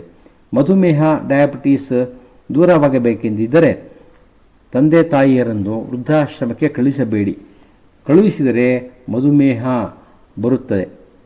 ಮನೆಯಲ್ಲಿ ಹಿರಿಯರಿಲ್ಲದಿದ್ದರೆ ಮಾನಸಿಕ ಕ್ಲೇಶಗಳು ಬಹಳ ಉಂಟಾಗುತ್ತದೆ. ಕುಟುಂಬದ ಹಲವಾರು ವಿಷಯಗಳ ಮೇಲೆ ಗಮನ ಹರಿಸಲಾಗದೆ ಮನಸ್ಸು ತೊಂದರೆ ಪಡುತ್ತದೆ, ಆತಂಕಿತವಾಗುತ್ತದೆ. ಪತಿ ಪತ್ನಿ ಇಬ್ಬರೂ ಕೆಲಸ ಮಾಡುತ್ತಾರೆ. ಮಕ್ಕಳನ್ನು ಶಾಲೆಯ ನಂತರ ನೋಡಿಕೊಳ್ಳುವವರು ಯಾರು? ಮಕ್ಕಳನ್ನು ಶಾಲೆಗೆ ಕಳುಹಿಸುವುದು, ಶಿಕ್ಷಕ ಪೋಷಕರ ಸಭೆಯಲ್ಲಿ ಭಾಗವಹಿಸುವುದು, ಮನೆಯಲ್ಲಿ ಉಂಟಾಗುವ ಸಣ್ಣ ಪುಟ್ಟ ಸಮಸ್ಯೆಗಳಿಗೂ ದೊಡ್ಡ ಸಮಸ್ಯೆಯಾಗಿ ಚಿಂತೆಯಾಗಿ ತೋರುವುದು, ಹಣದ ಮುಗ್ಗಟ್ಟು, ಮಾನಸಿಕ ಕ್ಲೇಶ. ಹಿರಿಯರಿಂದ ಅನೇಕ ವಿಚಾರಗಳಲ್ಲಿ ಬಹಳಷ್ಟು ಸಹಾಯವಾಗುತ್ತದೆ. ಅದರಿಂದ ಒಂದು ರೀತಿಯ ಸಮಾಧಾನ ದೊರೆತು ದೇಹಾರೋಗ್ಯವು ಸುಧಾರಿಸುತ್ತದೆ. ಈ ನಿಶ್ಚಿಂತತೆಯ ಭಾವವು ಅತ್ಯಂತ ಸಹಾಯಕ ಡಯಾಬಿಟಿಸ್ನಿಂದ ದೂರವಾಗಲು. ಹಿರಿಯರನ್ನು ವೃದ್ಧಾಶ್ರಮಕ್ಕೆ ಕಳಿಸಿದರೆ ಉಳಿಸಿದ್ದೆಲ್ಲವೂ ಟ್ರೀಟ್ಮೆಂಟ್ಗೆಂದು ವೆಚ್ಚವಾಗುವುದು. ಜೊತೆಗೆ ಡಯಾಬಿಟಿಸ್ನ ಸ್ನೇಹಿತರು ಬಂದು ಸೇರಿಕೊಳ್ಳುವರು. ಕಿಡ್ನಿ, ಕಣ್ಣು, ಹಾರ್ಟು ಅಥವಾ ಬೇರೆ ಇನ್ನೂ ಯಾವುದೋ ರೋಗಕ್ಕೆ ತುತ್ತಾಗಬಹುದು. ಜೀವನದುದ್ದಕ್ಕೂ ಅನುಭವಿಸಬೇಕಾಗಬಹುದು. ತಿಂಗಳ ಕಂತಿನಂತೆ ಹಣವೂ ವೆಚ್ಚವಾಗುವುದು. 4ನೆಯದಾಗಿ ಎಣ್ಣೆಯನ್ನು ಬಳಸುವ ವಿಚಾರವನ್ನು ಮಾಡಿರಿ. ಯಾವ ಎಣ್ಣೆ ಬಳಸುವಿರಿ? ನಮ್ಮ ವಾಸಸ್ಥಳದ ಪ್ರದೇಶದಲ್ಲಿ ಹಿಂದಿನಿಂದ ಯಾವ ತೈಲವನ್ನು ಬಳಸುತ್ತಿದ್ದರೋ ಅದನ್ನು ಬಳಸುವುದು ಒಳ್ಳೆಯದು. ಶೇಂಗಾ, ಕೊಬ್ಬರಿ, ಎಳ್ಳು, ಸಾಸಿವೆ ಇವುಗಳ ಎಣ್ಣೆ ಬಳಕೆ ಹಿಂದಿನಿಂದ ಇದ್ದುದು. ಈಗ ಸೋಯಾ, ಪಾಮ್, ಸೂರ್ಯಕಾಂತಿ ಇತ್ಯಾದಿಗಳೊಂದಿಗೆ ರಿಫೈನ್ಡ್ ಆಯಿಲ್ ಸಹ ಸೇರಿಕೊಂಡಿದೆ. ಕೇವಲ ಬ್ರ್ಯಾಂಡ್ಗಳ ವಿಜ್ಞಾಪನೆಗಳೇ ಕಾಣುವುವು. ಯಾರೂ ತೈಲಗಳ ಗುಣ ಸ್ವಭಾವವನ್ನು ಹೇಳುವುದಿಲ್ಲ, ಅವುಗಳ ಉಪಯುಕ್ತತೆಯನ್ನು ತಿಳಿಸುವುದಿಲ್ಲ. ರಿಫೈನ್ ಮಾಡುವ ಪ್ರಕ್ರಿಯೆಯಲ್ಲಿ ತೈಲದ ಗುಣಗಳು ಕಳೆದು ಹೋಗುವು. ಅವುಗಳಲ್ಲಿ ಇರಬೇಕಾದ ಯಾವ ತೈಲ ಗುಣವೂ ಇರುವುದಿಲ್ಲ. ತೆಂಗಿನ ಎಣ್ಣೆಯಲ್ಲಿ ತೆಂಗಿನ ಗಂಧ ಸ್ವಾದಗಳಿಲ್ಲ ಇತ್ಯಾದಿಯಾಗಿ ಅವುಗಳನ್ನು ಹೇಗೆ ತೈಲ ಎಂದು ಹೇಳುವುದು? ತೈಲದ 4 ಗುಣಗಳಿವೆ. ಅಂಟಂಟಾಗಿರುವುದು, ತೈಲವು ಮಂದವಾಗಿರುವುದು, ಮೂಲ ವಸ್ತುವಿನ ಬಣ್ಣವನ್ನು ಹೊಂದಿರುತ್ತದೆ, ಸ್ವಾದ ಗಂಧವನ್ನು ಹೊಂದಿರುತ್ತದೆ. ಆದ್ದರಿಂದ ತೈಲವನ್ನು ಬಳಸಲು ಆರಂಭಿಸಿ.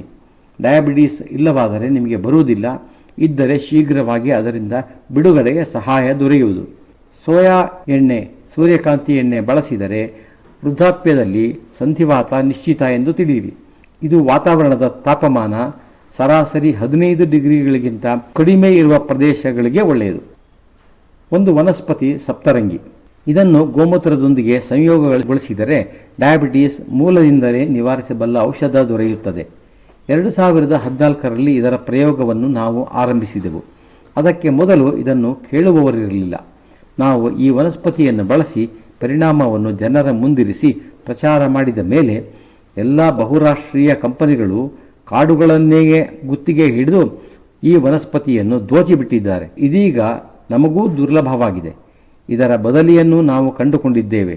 ನಮ್ಮಲ್ಲಿ ಎಷ್ಟು ಪ್ರಕಾರದ ವನಸ್ಪತಿಗಳಿವೆ ಎಂದರೆ ನಾವು ಕುಂಡಗಳಲ್ಲಿ ಬೆಳೆಸಿಕೊಂಡರೂ ನಮ್ಮ ಅಗತ್ಯಗಳನ್ನು ಪೂರೈಸಿಕೊಳ್ಳಬಹುದು. ದೊಡ್ಡ ಮರದಿಂದ ಆಗಬಹುದಾದ ಕಾರ್ಯವು ಸಣ್ಣ ಗಿಡದಿಂದಲೂ ಆಗುವಂತೆ ಇದೆ. ಸಪ್ತರಂಗಿಯ ರಸ್ತೆ ಮುಚ್ಚಿ ಹೋದರೆ ನಮ್ಮ ಮುಂದೆ ಬದಲಿ ವ್ಯವಸ್ಥೆ ಇದೆ. 2 ರಿಂದ 2.5 ವರ್ಷಗಳ ಕಾಲ ಸಪ್ತರಂಗಿ ಅರ್ಕವನ್ನು ಸೇವನೆ ಮಾಡಿದರೆ ನಿಮ್ಮ ಶುಗರ್, ಡಯಾಬಿಟಿಸ್ ನಿವಾರಣೆಯಾಗುವುದು. ಬೇರೆ ಯಾವ ಔಷಧಿಯ ಅಗತ್ಯವೂ ಇರದು.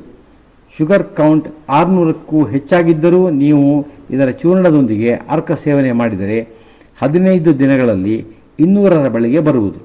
ಈ ಔಷಧವನ್ನು ನೀವು ಮರೆತು ಹಾಗೆಯೇ ಮುಂದುವರಿಸಿದರೆ ಶುಗರ್ ಲೋ ಸಹ ಆಗಬಹುದು. ಕವಿಸಿದ್ದರ ಮೇಲ್ವಿಚಾರಣೆಯಲ್ಲಿಯೇ ಸೇವಿಸುವುದು ಒಳ್ಳೆಯದು. ಶುಗರ್ ಡಯಾಬಿಟಿಸ್ ಇರುವವರಿಗೆ ಕೆಂಪು ಅಕ್ಕಿಯನ್ನು ಔಷಧಿಯಂತೆ ಬಳಸಬಹುದು.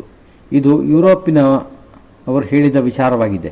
ಅಲ್ಲಿನ ಒಂದು ಮೆಡಿಕಲ್ ಜರ್ನಲ್ನಲ್ಲಿ ಪ್ರಕಟವಾಗಿದೆ. ನಮ್ಮ ದೇಶದಲ್ಲಿ ಈ ಅಕ್ಕಿಯನ್ನು ಉಜ್ಜಿ ಬೆಳ್ಳಗಾಗಿಸಿ ತಿನ್ನುತ್ತಾರೆ. ಅಕ್ಕಿಯನ್ನು ಪಾಲಿಶ್ ಮಾಡದೇ ತಿಂದರೆ ಹಾಗೆಯೇ ಶುಗರ್ ಡಯಾಬಿಟಿಸ್ ಗುಣವಾಗುವುದು. ಇನ್ನೊಂದು ಔಷಧಿ ಬೆಲ್ಲ. 10 ಗ್ರಾಂ ಬೆಲ್ಲವನ್ನು ನಿಯಮಿತವಾಗಿ ಸೇವಿಸಿದರೆ ಡಯಾಬಿಟಿಸ್ ಆಗುವುದಿಲ್ಲ. ಇನ್ನೊಂದು ಕಬ್ಬು. ಕಬ್ಬಿನ ರಸ ಸೇವನೆ ಮಾಡಿದರೆ ಡಯಾಬಿಟಿಸ್ ಹೆಚ್ಚುತ್ತದೆ. ಅದೇ ಕಬ್ಬನ್ನು ತಿಂದರೆ ಡಯಾಬಿಟಿಸ್ ಕಡಿಮೆಯಾಗುವುದು. ಸೇವನೆಯ ವಿಧಾನವು ಪರಿಣಾಮವನ್ನು ಬದಲಿಸುವುದು. ಡಯಾಬಿಟಿಸ್ಗೆ ಹೆದರಬೇಡಿ. 200, 300, 400, 500 ಶುಗರ್ ಲೆವೆಲ್ ಇದ್ದರೂ ಹೆದರಬೇಡಿ. ವ್ಯಕ್ತಿ ಭಯದಿಂದ ಸಾಯುತ್ತಾನೆ, ರೋಗದಿಂದಲ್ಲ. 600 ಶುಗರ್ ಲೆವೆಲ್ ಇದ್ದರೆ ಆಸ್ಪತ್ರೆಗೆ ಸೇರಿಸಿ ಎಂದು ಡಾಕ್ಟರು ಹೆದರಿಸುತ್ತಾರೆ. ಆದರೆ ಅಲಕ್ಷ್ಯವನ್ನು ಮಾಡಬೇಡಿ. 150, 200, 250 ಶುಗರ್ ಲೆವೆಲ್ಗೆ ಡಯಾಬಿಟಿಸ್ ಅಲ್ಲ. ಭೋಜನದಲ್ಲಿ ನಿಯಂತ್ರಣ ಹೊಂದಿರಿ. 5 ಬಿಳಿ ವಸ್ತುಗಳ ಸೇವನೆ ನಿಲ್ಲಿಸಿ, ಅದು ಸರಿಯಾಗಿ ಹೋಗುತ್ತದೆ. ಇಷ್ಟು ಡಯಾಬಿಟಿಸನ್ನು ಗೆಲ್ಲಲು ಮಾಡಬೇಕು. ಮುಂದಿನ ಪ್ರಶ್ನೆ, ಕೂದಲು ಉದುರುವುದಕ್ಕೆ ಸಮಾಧಾನ. ಬೆಳಿಗ್ಗೆ ಎದ್ದ ಮೇಲೆ ಮಜ್ಜಿಗೆಯನ್ನು ವಿದ್ಯುಕ್ತವಾಗಿ ಸೇವನೆ ಮಾಡಬೇಕು. ತಲೆಗೆ ಹಚ್ಚಿಕೊಂಡು ಸ್ನಾನವನ್ನು ಮಾಡಬಹುದು. ಗೋಮೂತ್ರದಿಂದ ಮಾಡಿದ ಶ್ಯಾಂಪೂ ರಾತ್ರಿ ತಲೆಗೆ ಹಚ್ಚಿಕೊಂಡು ಬೆಳಗ್ಗೆ ತೊಳೆದುಕೊಳ್ಳಿರಿ. 10 ರಿಂದ 15 ದಿನಗಳಲ್ಲಿ ದುರ್ಬಲ ಕೂದಲುಗಳು ಉದುರಿ ಹೋಗಿ ಹೊಸ ಕೂದಲುಗಳು ಬರುವುದು.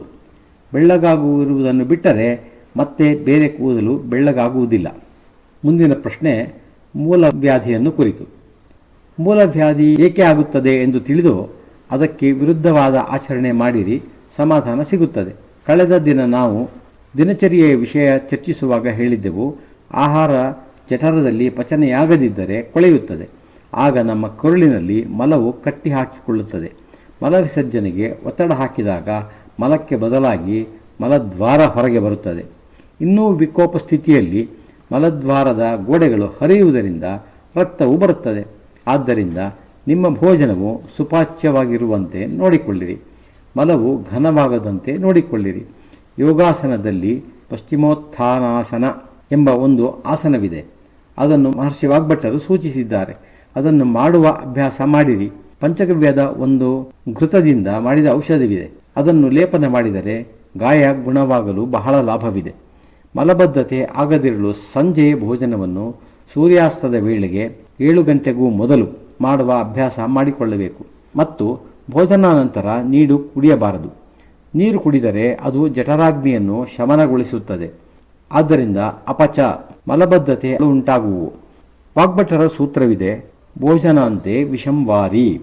ಭೋಜನದ ನಡುವೆಯೂ ನೀರು ಕುಡಿಯಬಾರದು. ಭೋಜನಕ್ಕೆ ಮೊದಲು ಅರ್ಧ ಗಂಟೆ ಹಿಂದೆ ಬೇಕಾದರೆ ನೀರು ಕುಡಿದಿರಿ, ನಂತರ ಭೋಜನ ಮಾಡಿರಿ. ಆಹಾರವು ಜಠರದಲ್ಲಿ ಜೀರ್ಣವಾಗಲು 90 ನಿಮಿಷಗಳ ಹಿಡಿಯುತ್ತವೆ. ಈ ಮಿಶ್ರಣವು ಸಣ್ಣ ಕರುಳಿನಲ್ಲಿ ಮುಂದೆ ಜರುಗಿಸಲು ನೀರಿನ ಅಗತ್ಯ ಇರುತ್ತದೆ. ನಮ್ಮ ಪರಂಪರಾಗತ ಭೋಜನ ನಿರ್ಮಾಣದ ವಿಧಾನದಲ್ಲಿಯೇ ಆ ಪದಾರ್ಥದ ಜೀರ್ಣ ಕ್ರಿಯೆಗೆ ಬೇಕಾದಷ್ಟು ನೀರಿನ ಅಂಶವನ್ನು ಸಂಯೋಗ ಮಾಡಿದ್ದಾರೆ. ಎಲ್ಲವೂ ರಸಭರಿತವಾಗಿಯೇ ಇದೆ. ಇದು ಜಠರಾಗ್ನಿಗೆ ಅತ್ಯಗತ್ಯ ಕಾರ್ಯಕ್ಕೆ ಪರ್ಯಾಪ್ತವಾಗಿರುವುದು. ಭೋಜನಾಂತ್ಯದಲ್ಲಿ ಬರೀ ನೀರು ಕುಡಿದರೆ ಅದರ ದುಷ್ಪ್ರಭಾವ ಅಷ್ಟೊಂದಿದೆ. ಅದರ ಮೇಲೆ ಜನರು ಮಹಾ ಅನರ್ಥಕಾರಿ ಫ್ರಿಜ್ ನೀರನ್ನೇ ಕುಡಿಯುವರು. ಪಾರ್ಟಿಗಳಲ್ಲಿ ಹೋದವರು ಮತ್ತೆ ಇಂಥ ಅವಕಾಶ ದೊರೆಯುವುದೋ ಇಲ್ಲವೋ ಎಂಬಂತೆ ಭರ್ಜರಿ ಭೋಜನವನ್ನು ಮಾಡುವರು. ಕೊನೆಗೆ ಐಸ್ ಕ್ರೀಮ್ ತಿನ್ನುವರು. ಐಸ್ ಕ್ರೀಮ್ ದೇಹದ ಕ್ರಿಯೆಗೆ ವಿರುದ್ಧವಾಗಿರುವುದರಿಂದ ಸೇವಿಸದೇ ಇರುವುದೇ ಒಳ್ಳೆಯದು. ದೇಹವು ಐಸ್ ಕ್ರೀಮ್ನ ಉಷ್ಣತೆಯನ್ನು ದೇಹದ ಉಷ್ಣತೆಗೆ ಹೆಚ್ಚಾಗಿಸಿ ನಂತರ ಆಹಾರದ ಜೀರ್ಣಕ್ರಿಯೆಗೆ ಮುಂದಾಗಬೇಕು. ಇದು ದೇಹವನ್ನು ದುರ್ಬಲಗೊಳಿಸುತ್ತದೆ. ಹೀಗೆಯೇ ಅತಿ ತಣ್ಣಗಾದ ಭೋಜನವನ್ನು, ಹಳಸಿದ ಆಹಾರವನ್ನು ಸೇವಿಸಬಾರದು. ಈ ಎಚ್ಚರ ವಹಿಸಿದರೆ ಮಲಬದ್ಧತೆ, ಪೈಲ್ಸ್, ಮಧುಮೇಹ, ಡಯಾಬಿಟಿಸ್ಗಳಿಂದಲೂ ದೂರಾಗಬಹುದು. ಮಲಬದ್ಧತೆ ಆಗದಂತೆ ನಮ್ಮ ಪಾಕವಿಧಾನಗಳಲ್ಲಿ ಎಲ್ಲ ವ್ಯವಸ್ಥೆಗಳನ್ನು ಮಾಡಲಾಗಿದೆ.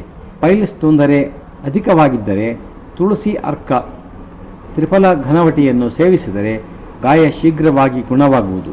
ಜೊತೆಗೆ ಯೋಗದ ಪಶ್ಚಿಮೋತ್ಥಾನಾಸನ, ಚಕ್ರಾಸನ, ಹಲಾಸನ, ಸೂರ್ಯ ನಮಸ್ಕಾರಗಳು ಸಹಾಯವಾಗುವವು. ಮುಂದಿನ ಪ್ರಶ್ನೆ ಹೃದಯ ರೋಗವನ್ನು ಕುರಿತಾಗಿದೆ. ಹೃದಯ ರೋಗವನ್ನು ಕುರಿತು ಹೇಳಬಹುದಾದ ಮಹತ್ವದ ವಿಚಾರವೆಂದರೆ, ಇದರಿಂದ ಪ್ರತಿ ವರ್ಷ 2500 ಜನರು, ಪ್ರತಿದಿನ 2500 ಜನರು ನಮ್ಮ ದೇಶದಲ್ಲಿ ಸಾಯುತ್ತಿದ್ದಾರೆ. ಹೃದಯಾಘಾತವು ಅಷ್ಟು ಗಂಭೀರವಾದ ವಿಚಾರವಾಗಿದೆ. ಇದರಿಂದ ದೂರವಾಗಲು ಮಲಬದ್ಧತೆಯಾಗದಂತೆ ನೋಡಿಕೊಳ್ಳಿರಿ. ಹೃದಯದ ರೋಗದ ಮೂಲದಲ್ಲಿ ಇದೇ ಮಲಬದ್ಧತೆಯೇ ಇರುವುದು. ಇದನ್ನು ದೀರ್ಘಕಾಲದ ಉಪೇಕ್ಷೆ ಮಾಡಿದರೆ ಅಲ್ಲಿ ಉತ್ಪನ್ನವಾದ ವಾಯುವೇಗವು ಮೇಲೆ ಏರಿ ಹೃದಯದ ಮೇಲೆ ಪ್ರಹಾರ ಮಾಡುತ್ತದೆ. ಹೃದಯವು ಒಂದು ಸಬ್ಮರ್ಸಿಬಲ್ ಪಂಪ್ನಂತೆ. ಇದೂ ಸಹ ಒಂದು ಚೀಲ, ಅಂದರೆ ಹೃದಯಾವರಣ, ಅಂದರೆ ಪೆರಿಕಾರ್ಡಿಯಂ ಒಳಗಡೆಗೆ ಇರುತ್ತದೆ. ಅದರಲ್ಲಿ ಒಂದು ದ್ರವ ಪದಾರ್ಥದಿಂದ ಆವರಿಸಲ್ಪಟ್ಟಿರುತ್ತದೆ. ಹೃದಯವು ಅಷ್ಟು ಚೆನ್ನಾಗಿ ರೂಪುಗೊಂಡು ಏನೂ ಆಗದಂತೆ ಸಂರಕ್ಷಿತಗೊಳಿಸಲಾಗಿದೆ. ಹೃದಯದ ಮೇಲೆ ಡಾಕ್ಟರ್ ಏನೂ ಮಾಡಲಾರರು. ಅದು ಒಮ್ಮೆ ಮಾತ್ರ ಆರಂಭವಾಗುವ ಯಂತ್ರದಂತೆ.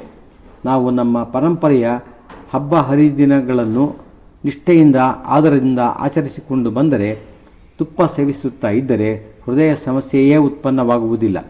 ರಕ್ತನಾಳಗಳಲ್ಲಿ ಏನೋ ಅವರೋಧ ಉತ್ಪನ್ನವಾದರೆ ಅದನ್ನು ಕತ್ತರಿಸಿ ಬದಲಿ ಮಾಡಬೇಕೆ? ನಮ್ಮ ಅನಿಯಮಿತ, ಅನಿಯಂತ್ರಿತ, ಅಶುದ್ಧ ಕೃತಕ ಆಹಾರ ಪದಾರ್ಥಗಳ ಸೇವನೆಯಿಂದ ಉಂಟಾದ ಪರಿಸ್ಥಿತಿಗೆ ಸರಿಯಾದ ಪರ್ಯಾಯವನ್ನು ಒದಗಿಸಿದರೆ ನಮ್ಮ ದೇಹವು ಸ್ವಯಂಚಾಲಿತವಾಗಿ ಸುಧಾರಣೆಗೊಳ್ಳುವುದು. ಅದಕ್ಕೆ ಸೂಕ್ತವಾದ ಆಹಾರ ವಿಹಾರಗಳೊಂದಿಗೆ ಸಮಯ ನೀಡಬೇಕು. ಅದಕ್ಕೆ ನಿಮಗೆ ತಿಳುವಳಿಕೆ, ವಿವೇಕ ಬೇಕಾಗಿದೆ. ಘೃತ ಸೇವನೆಗೆ ಬದಲಾಗಿ ಬಟರ್ ಆಯಿಲ್ ಸೇವಿಸಿದರೆ ಎಲ್ಲವೂ ವಿರುದ್ಧವಾಗುವುದು. ನಮ್ಮಲ್ಲಿ ಕ್ಲಿನಿಕಲ್ ಟ್ರಯಲ್ನ ದಾಖಲೆಗಳಿವೆ. ಒಂದು ಸಂದರ್ಭದಲ್ಲಿ 98% ಬ್ಲಾಕೇಜ್ ಆಗಿದ್ದವರೊಬ್ಬರಿಗೆ ಆಸ್ಪತ್ರೆಯವರು 20 ದಿನಗಳ ನಂತರ ಇವರಿಗೆ bypass surgery, open heart operation ಆಗಬೇಕೆಂದು ತಿಳಿಸಿದ್ದರು. ಅಂತಹವರು ಅನೇಕರು ನಮ್ಮಲ್ಲಿಗೆ ಬಂದಿದ್ದಾರೆ. ಗುರೂಜಿ, ಪರಿಸ್ಥಿತಿ ಹೀಗಿದೆ, ಏನಾದರೂ ಉಪಾಯವಿದ್ದರೆ ಹೇಳಿ ಎಂದು ನಮ್ಮನ್ನು ಕೇಳಿದ್ದಾರೆ. ನಾನು 1 ಲೀಟರ್ ಘೃತವನ್ನು ಸೇವಿಸಿ ಎಂದು ಸೂಚಿಸಿದರೆ, ಅಯ್ಯೋ ನಾಳೆಯೇ ಜೀವ ಹೋದರೆ ಎಂದು ಅವರ ಚಿಂತೆ. ಎಂದವರಿಗೆ ನನ್ನ ಮೇಲೆ ಭರವಸೆ ಇದ್ದರೆ ನಾ ಹೇಳಿದ್ದು ಮಾಡಿ, ಬೇಕಿದ್ದರೆ ಬರೆದು ಕೊಡುತ್ತೇನೆ. ಹಾಗೆ ಹೋದರೆ ಡಾಕ್ಟರ್ ಮೊದಲೇ ನಿಮ್ಮ ಡೆತ್ ಸರ್ಟಿಫಿಕೇಟ್ಗೆ ನಿಮ್ಮದೇ ರುಜು ಹಾಕಿಸಿಕೊಂಡು ಸಿದ್ಧಪಡಿಸಿ ಇಟ್ಟುಕೊಳ್ಳುತ್ತಾರೆ.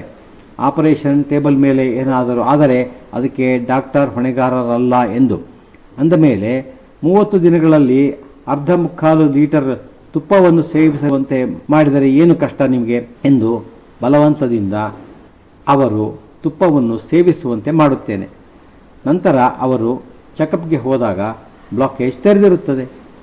ಇಷ್ಟು ಅದ್ಭುತವಾಗಿದೆ ಭಾರತೀಯ ಪ್ರಜಾತಿಯ ಗೋವಿನ ಕ್ಷೀರ, ಅದರಿಂದ ಮೊಸರು, ಅದರಿಂದ ಬೆಣ್ಣೆ, ಆ ಬೆಣ್ಣೆ ಕಾಯಿಸಿ ಮಾಡಿದ ಘೃತದ ಮಹತ್ವ. ಒಂದು ಹೊಸ ರೋಗವನ್ನು ಗಮನಿಸಿದೆ. ಕೆಲವರಲ್ಲಿ ದೇಹದಲ್ಲಿ ಗಂಟುಗಳಾಗಿವೆ.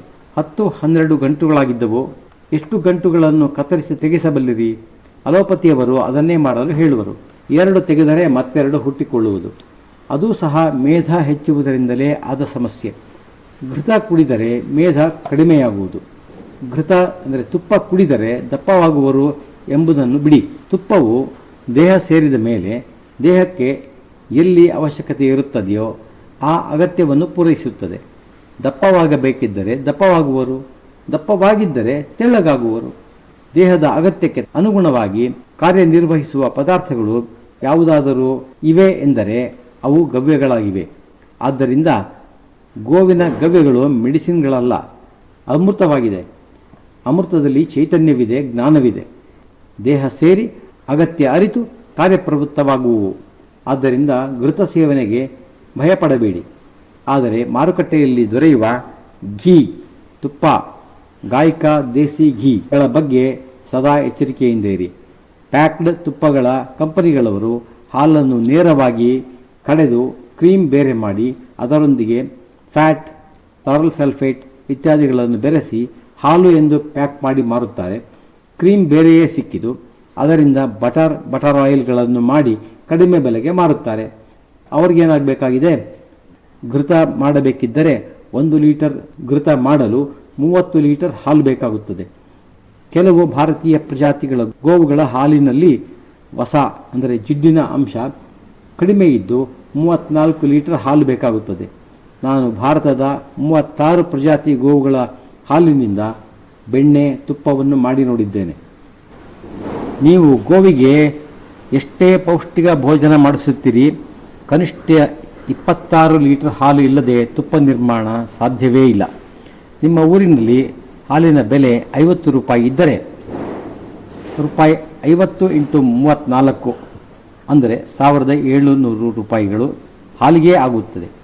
ಅದರ ಮೇಲೆ ನಿರ್ಮಾಣದ ವೆಚ್ಚ, ಶ್ರಮದ ಮೌಲ್ಯಗಳನ್ನು ಸೇರಿಸಿದರೆ, ತುಪ್ಪ ಮತ್ತು ಅದನ್ನು ಸುಂದರವಾಗಿ ಪ್ಯಾಕ್ ಮಾಡಿದ ವೆಚ್ಚ ಸೇರಿಸಿದರೆ ಎಷ್ಟು ಬೆಲೆ ಕಟ್ಟಬಹುದು ಎಂದು ನೀವೇ ಯೋಚಿಸಿ.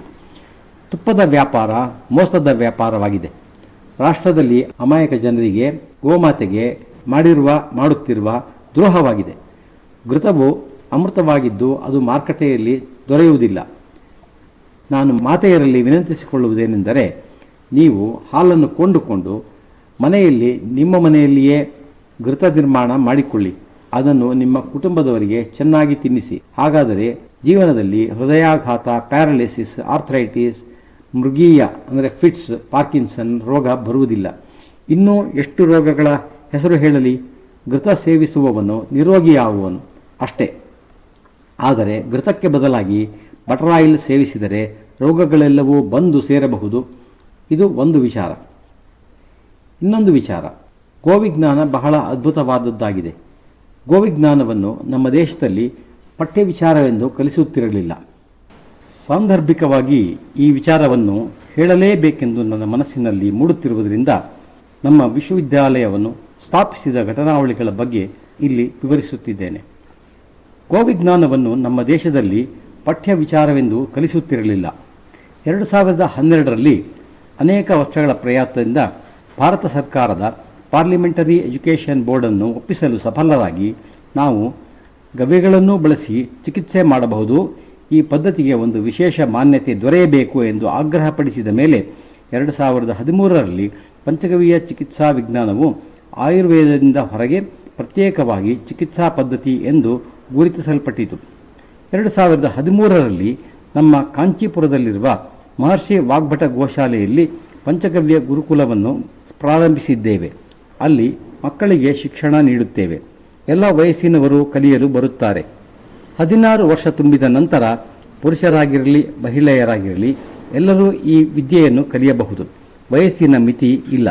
1 ವರ್ಷದ ಅಭ್ಯಾಸ ಕ್ರಮವಿದ್ದು 3 ದಿನಗಳ ಒಂದು ಮಹಾಸಮ್ಮೇಳನದಲ್ಲಿ ಭಾಗವಹಿಸಿ 5 ದಿನಗಳ 3 ಶಿಬಿರಗಳಲ್ಲಿ ಪೂರ್ಣಗೊಳ್ಳುವುದು. 10ನೇ ತರಗತಿ ಉತ್ತೀರ್ಣರಾಗಿಲ್ಲದವರಿಗೂ ಅವಕಾಶ ಕಲ್ಪಿಸಿಕೊಡುವ ವ್ಯವಸ್ಥೆ ಇದೆ.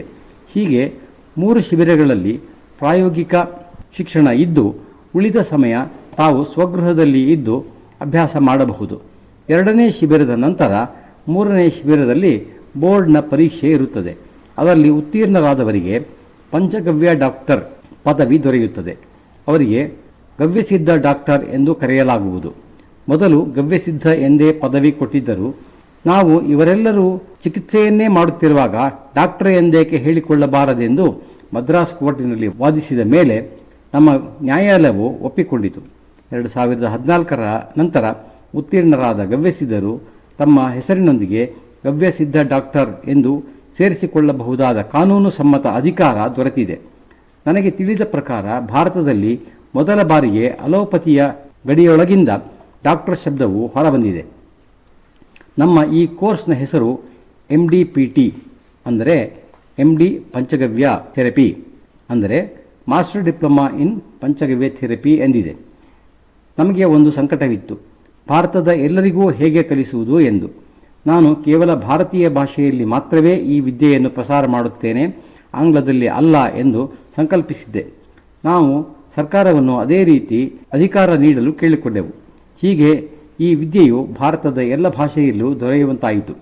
ನೀವು ನಿಮ್ಮ ಭಾಷೆಯಲ್ಲಿಯೇ ಪರೀಕ್ಷೆಗೆ ಉತ್ತರಿಸಬಲ್ಲಿರಿ. ಹೀಗೆ ಮೆಡಿಕಲ್ ಸೈನ್ಸ್ ಇಂಗ್ಲಿಷ್ ಹಿಡಿತದಿಂದ ಹೊರಬಂದಿದೆ. ಹೀಗಾಗಿ ಈ ವಿದ್ಯೆಯ ಪ್ರಸಾರಕ್ಕೂ ಎಲ್ಲ ರಾಜ್ಯಗಳಲ್ಲಿ ವಿಸ್ತಾರ ಕೇಂದ್ರಗಳ ಸ್ಥಾಪನೆ ಆಗಿ ವಿಸ್ತಾರಗೊಳ್ಳುತ್ತಿದೆ. ಇಂದು ಭಾರತದಲ್ಲಿ 11 ರಾಜ್ಯಗಳಲ್ಲಿ 20 ಗುರುಕುಲಗಳಿವೆ. ನಿಮಗೆ ನಿಮ್ಮ ರಾಜ್ಯದ ಭಾಷೆಯಲ್ಲಿಯೇ ಪಾಠ ಮಾಡುವ ವ್ಯವಸ್ಥೆ ಇದೆ. ನಮ್ಮ ವಿಸ್ತಾರ ಕೇಂದ್ರಗಳಲ್ಲೆಲ್ಲ ಜೈವಿಕ ಭೋಜನದ ವ್ಯವಸ್ಥೆ ಮಾಡಲಾಗುವುದು. ಕಳೆದ ವರ್ಷ ನಮ್ಮ ಗವ್ಯಸಿದ್ಧರುಗಳ ಸಂಖ್ಯೆ 800ಕ್ಕೂ ಹೆಚ್ಚಾಗಿರುವುದರಿಂದ ನ್ಯಾಯಾಲಯದ ಅನುಮತಿಯಿಂದ ಭಾರತದಲ್ಲಿ ಮೊದಲ ಬಾರಿಗೆ ಗವ್ಯಸಿದ್ಧರುಗಳ ಒಂದು ಸಂಘಟನೆಯನ್ನು ಸ್ಥಾಪಿಸಲಾಗಿದೆ, ಗವ್ಯಸಿದ್ಧ ಡಾಕ್ಟರ್ಸ್ ಅಸೋಸಿಯೇಷನ್. ಈ ಸಂಸ್ಥೆಯು ಪ್ರತಿ ವರ್ಷವೂ ಭಾರತದ ಒಂದು ರಾಜ್ಯದಲ್ಲಿ ರಾಷ್ಟ್ರಮಟ್ಟದ ಮೆಡಿಕಲ್ ಕಾನ್ಫರೆನ್ಸ್ ನಡೆಸುವ ಕಾರ್ಯಕ್ರಮ ಮಾಡುವುದು, ಪಂಚಗವ್ಯ ಚಿಕಿತ್ಸಾ ಸಮ್ಮೇಳನಗಳ ಆಯೋಜನೆ ಮಾಡುತ್ತದೆ. ಅದಕ್ಕೆ ನಿರ್ಧಾರಿತ ತಿಥಿ ಎಂದರೆ ಪ್ರತಿ ವರ್ಷ ಋತುವಿನ ನಂತರ ಒಂದು ನವವರ್ಷ ಆಚರಣೆ ಆಗುತ್ತದೆ. ಅದರ ನಂತರದ ಕಾಲಭೈರವ ಅಷ್ಟಮಿ ಎಂದು ಸ್ವರ್ಗೀಯ ಅಮರ ಬಲಿದಾನಿ ರಾಜೀವ್ ದೀಕ್ಷಿತರ ಜನ್ಮದಿನ ಪುಣ್ಯತಿಥಿಯೂ ಆಗಿರುವುದರಿಂದ ಅಂದು ಮಹಾಸಮ್ಮೇಳನವನ್ನು ನಡೆಸಲಾಗುವುದು. ಈ ಮಹಾಸಮ್ಮೇಳನಕ್ಕೆ ಎಲ್ಲರೂ ಬಂದು ನಮ್ಮ ವಿದ್ಯಾಪೀಠದ ವಿಸ್ತಾರ ಕೇಂದ್ರಗಳಿಂದ ಉತ್ತೀರ್ಣರಾಗಿ ಮುಂದುವರಿಯುತ್ತಿರುವ ಗವ್ಯಸಿದ್ಧರುಗಳ ಸಾಧನೆ ಬಗ್ಗೆ ತಿಳಿದುಕೊಳ್ಳಬಹುದು. ಅಲ್ಲಿ ಅನ್ಯ ಚಿಕಿತ್ಸಾ ಪದ್ಧತಿಗಳು ಕೈಚೆಲ್ಲಿದ ನಂತರ ನಮ್ಮಲ್ಲಿಗೆ ಬಂದು ಚಿಕಿತ್ಸೆ ಹೊಂದಿ ಗುಣವಾಗಿರುವವರು ಗೋಮಾತೆಗೆ ಶರಣಾದ ಮೇಲೆ ತಮ್ಮ ಜೀವನವು ಹೇಗೆ ಪರಿವರ್ತನೆಗೊಂಡಿತೆಂಬ ತಮ್ಮ ಅನುಭವವನ್ನು ಹಂಚಿಕೊಳ್ಳುವರು.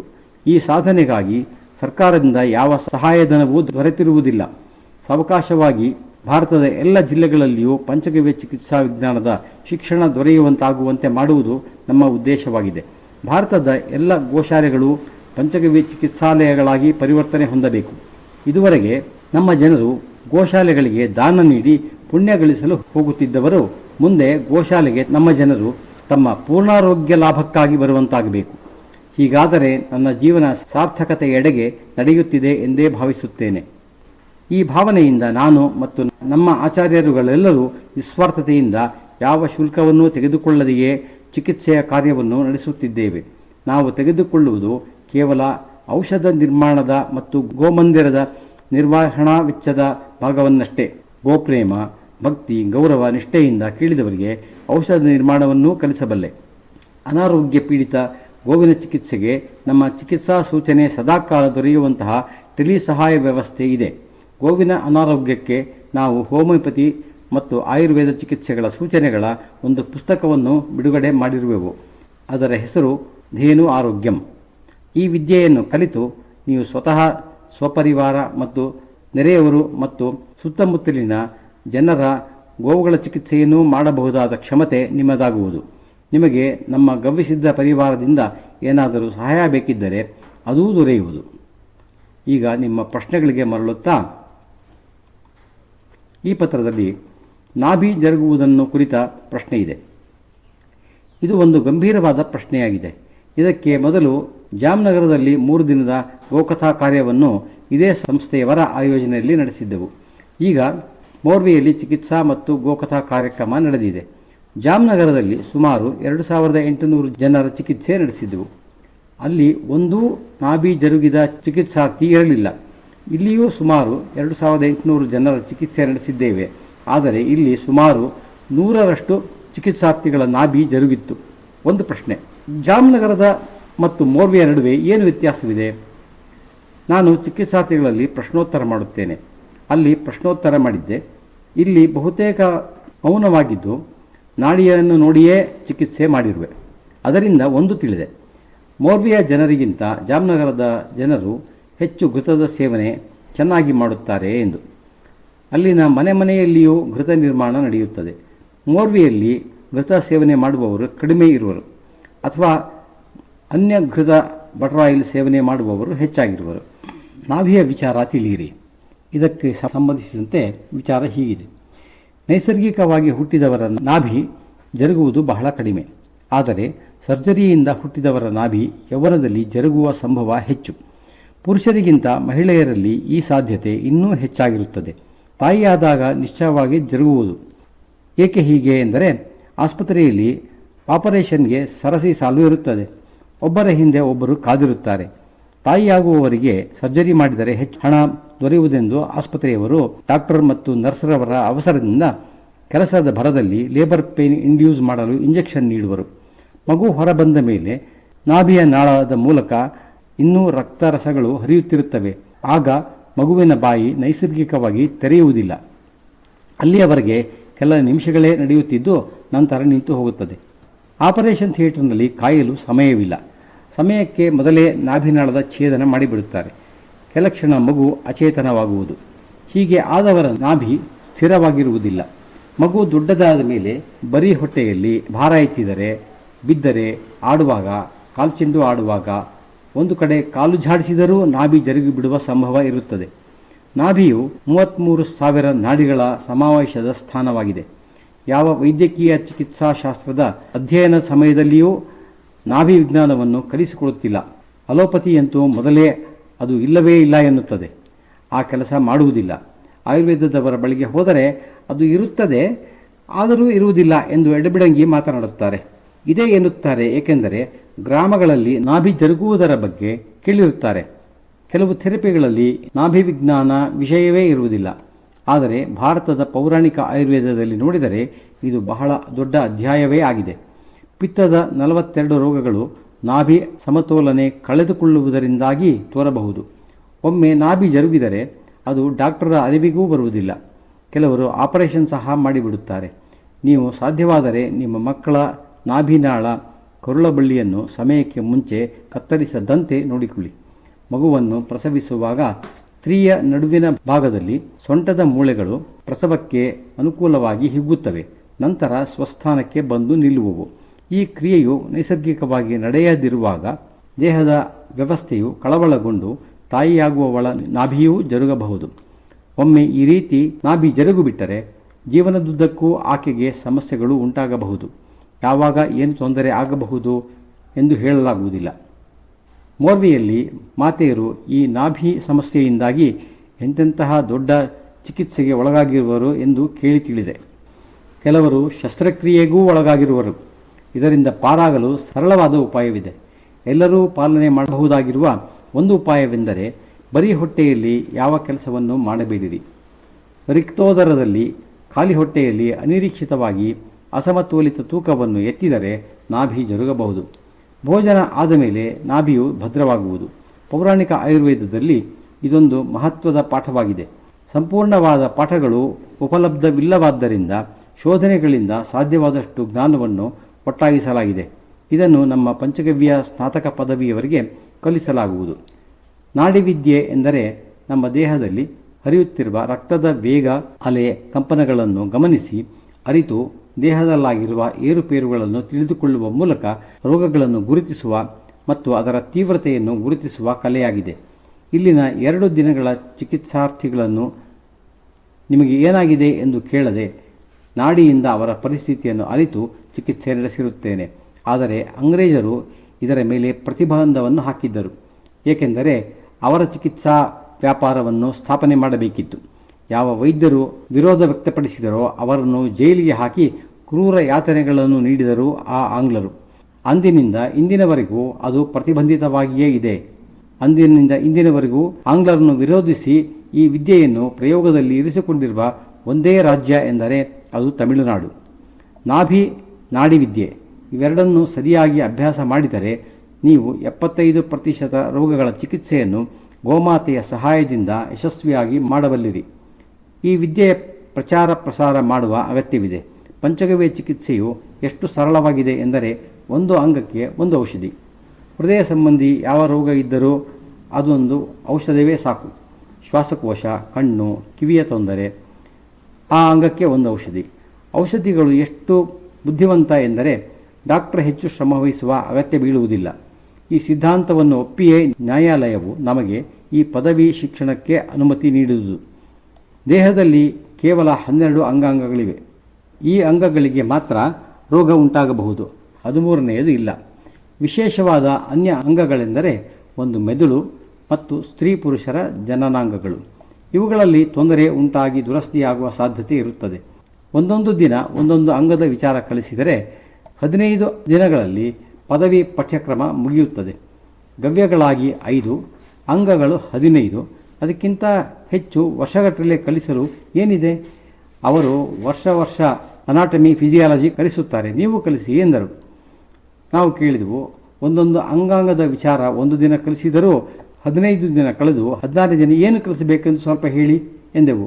ಅದಕ್ಕೆ ಅವರು, ಆಯಿತು, ಗೋವರ ಗೋಮೂತ್ರದಿಂದ ಅದೇನು ಮಾಡಿಕೊಳ್ಳಿ, ಪ್ರಪಂಚದ ದೊಡ್ಡ ದೊಡ್ಡ ಸಂಸ್ಥೆಗಳವರಿಗೆ ಆಗದ್ದು ನೀವೇನು ಮಾಡುವಿರಿ ಎಂದು ಹೇಳಿ ಇವರನ್ನು ಕಳಿಸಿದರೆ ಸಾಕು ಎಂದು ಕಾಟ ತಪ್ಪಿಸಿಕೊಳ್ಳುವಂತೆ ಅನುಮತಿ ನೀಡಿ ಕಳುಹಿಸಿದರು. ಆ ದಿನವೇ ನಾನು ನನಗೆ ಭಾರತೀಯ ಎಲ್ಲ ಪ್ರಾದೇಶಿಕ ಭಾಷೆಗಳಲ್ಲಿಯೂ ಕಲಿಸುವ ಸಂಕಲ್ಪ ಮಾಡಿ ಅದಕ್ಕೆ ಅನುಮತಿ ಕೊಡಿ ಎಂದು ಕೇಳಿದೆ. ಆಗಲೂ ನ್ಯಾಯಾಲಯವು ವಿಸ್ಮಯಗೊಂಡಿತು. ಅಷ್ಟೊಂದು ಜನ ಫ್ಯಾಕಲ್ಟಿಗಳನ್ನು ಎಲ್ಲಿಂದ ತರುವಿರಿ ಎಂದು ಆಕ್ಷೇಪಿಸಿದರು. ಕೊನೆಗೆ ಒಪ್ಪಿ ಅನುಮತಿ ನೀಡಿದರು. ಪಂಚಗವ್ಯ ವಿಶ್ವವಿದ್ಯಾಲಯವು ಒಂದು ವಿದ್ಯೆಯನ್ನು ಕಲಿಸಿ ಒಂದು ರಾಷ್ಟ್ರೀಯ ವೇದಿಕೆಯ ಮೇಲೆ ಗೌರವಪೂರ್ಣವಾಗಿ ಡಿಗ್ರಿಯನ್ನು ನೀಡುವುದು. ಎಲ್ಲ ಸೇರಿ ಒಟ್ಟು ವಿದ್ಯೆ ಪಡೆಯಲು ಅಂದಾಜು ವೆಚ್ಚ ಸುಮಾರು ನೋಂದಣಿಗೆ 7,500, ವಿದ್ಯಾಪೀಠದ ಶುಲ್ಕ 30,000 ರೂಪಾಯಿಗಳು. ಇದರಲ್ಲಿ ಪಠ್ಯವಸ್ತುಗಳು, ಪರೀಕ್ಷೆ ಶುಲ್ಕ ಸೇರಿ ಆಗಿರುತ್ತದೆ. ವಿಸ್ತಾರ ಕೇಂದ್ರಕ್ಕೆ ಮತ್ತು ಸಮ್ಮೇಳನಗಳಿಗೆ ಬಂದು ಹೋಗುವ ಮತ್ತು ಸಮ್ಮೇಳನದ ಪ್ರವೇಶ ಶುಲ್ಕಗಳನ್ನು ವಿದ್ಯಾರ್ಥಿಯೇ ಪೂರೈಸಿಕೊಳ್ಳಬೇಕಾಗಿರುತ್ತದೆ. ಡಾಕ್ಟರ್ಸ್ ಅಸೋಸಿಯೇಷನ್ನ ಸದಸ್ಯತ್ವ ತಾತ್ಕಾಲಿಕ 3 ವರ್ಷದ ಸದಸ್ಯತ್ವಕ್ಕೆ 1,100 ರೂಪಾಯಿಗಳು, ಆಜೀವ ಸದಸ್ಯತ್ವಕ್ಕೆ 11,000 ರೂಪಾಯಿಗಳು, ಶಿಕ್ಷಣ ಪೂರ್ತಿ ಪತ್ರದ ಸಾಂದರ್ಭಿಕ ಪರೀಕ್ಷೆ ಸಂದರ್ಶನ ಶುಲ್ಕ 2,500 ರೂಪಾಯಿ ಆಗಿರುತ್ತದೆ. RAMP ಅಂದರೆ ರಿಜಿಸ್ಟರ್ಡ್ ಆಲ್ಟರ್ನೇಟಿವ್ ಮೆಡಿಸಿನ್ ಪ್ರಾಕ್ಟೀಷನರ್ ನೋಂದಣಿಗೆ ಶುಲ್ಕ ರೂಪಾಯಿ 30,000 ರೂಪಾಯಿ ಆಗಿರುತ್ತದೆ. ಇಷ್ಟು ಹೇಳಿ ಗುರುಗಳು ತಮ್ಮ ಪ್ರವಚನವನ್ನು ಸಂಪನ್ನಗೊಳಿಸಿದರು. 2023ರಲ್ಲಿ ಬಾಗಲಕೋಟೆಯಲ್ಲಿ ರಾಜ್ಯ ಸಮ್ಮೇಳನದ ಗೋಸಂಗಮದ ಸಂದರ್ಭದಲ್ಲಿ ಗುರುಗಳು ವ್ಯಕ್ತಪಡಿಸಿದ ಇಚ್ಛಾಪೂರ್ತಿಗೊಳಿಸಲು ಆದರ ಭಕ್ತಿಯಿಂದ ಸತತ ಪ್ರಯತ್ನ ಪುರುಷಾರ್ಥ ಮಾಡಿ ಇಂದು ಧ್ವನಿಮುದ್ರಣವನ್ನು ಪೂರ್ತಿಗೊಳಿಸಿದ್ದೇನೆ. ಇವುಗಳನ್ನು ಸಂಸ್ಕರಿಸಿ ಗುರುಗಳಲ್ಲಿ ಸಮರ್ಪಿಸಿ ನಂತರ ವಿತರಣೆಗೆ ಸಿದ್ಧಪಡಿಸುತ್ತೇನೆ. ಅಂದು ಕೆಲವೇ ರಾಜ್ಯಗಳಲ್ಲಿ ವಿಸ್ತಾರ ಕೇಂದ್ರಗಳಿದ್ದು ಇಂದು 22 ರಾಜ್ಯಗಳಲ್ಲಿಯೂ ಪಂಚಗವ್ಯ ವಿದ್ಯಾಪೀಠದ ಅನೇಕ ವಿಸ್ತಾರ ಕೇಂದ್ರಗಳಿವೆ. ಅನುವಾದಕ ಶ್ರೀಧರ ಹುಲ್ಮನೆಯವರು 2016-17 ತಂಡದಲ್ಲಿ ಶ್ರೀ ಕ್ಷೇತ್ರ ಕಾಂಚೀಪುರದಲ್ಲಿ ಗುರುಗಳ ಮುಖದಿಂದ ಈ ವಿದ್ಯೆಯ ಅಧ್ಯಯನ ಮಾಡಿದರು. ನಂತರ ಗುರುಗಳ ಅನುಮೋದನೆ ಆದೇಶ ಆಶೀರ್ವಾದದಿಂದ ಅವರು ಗವ್ಯಸಿದ್ಧ ಪಠ್ಯವಸ್ತುಗಳ ಕನ್ನಡ ಭಾವಾನುವಾದವನ್ನು ಮಾಡಿಕೊಟ್ಟರು. ಆಗ ಅವರನ್ನು ಒಂದು ವಿಸ್ತಾರ ಕೇಂದ್ರದ ಆಚಾರ್ಯರನ್ನಾಗಿ ನೇಮಕ ಮಾಡಲಾಯಿತು.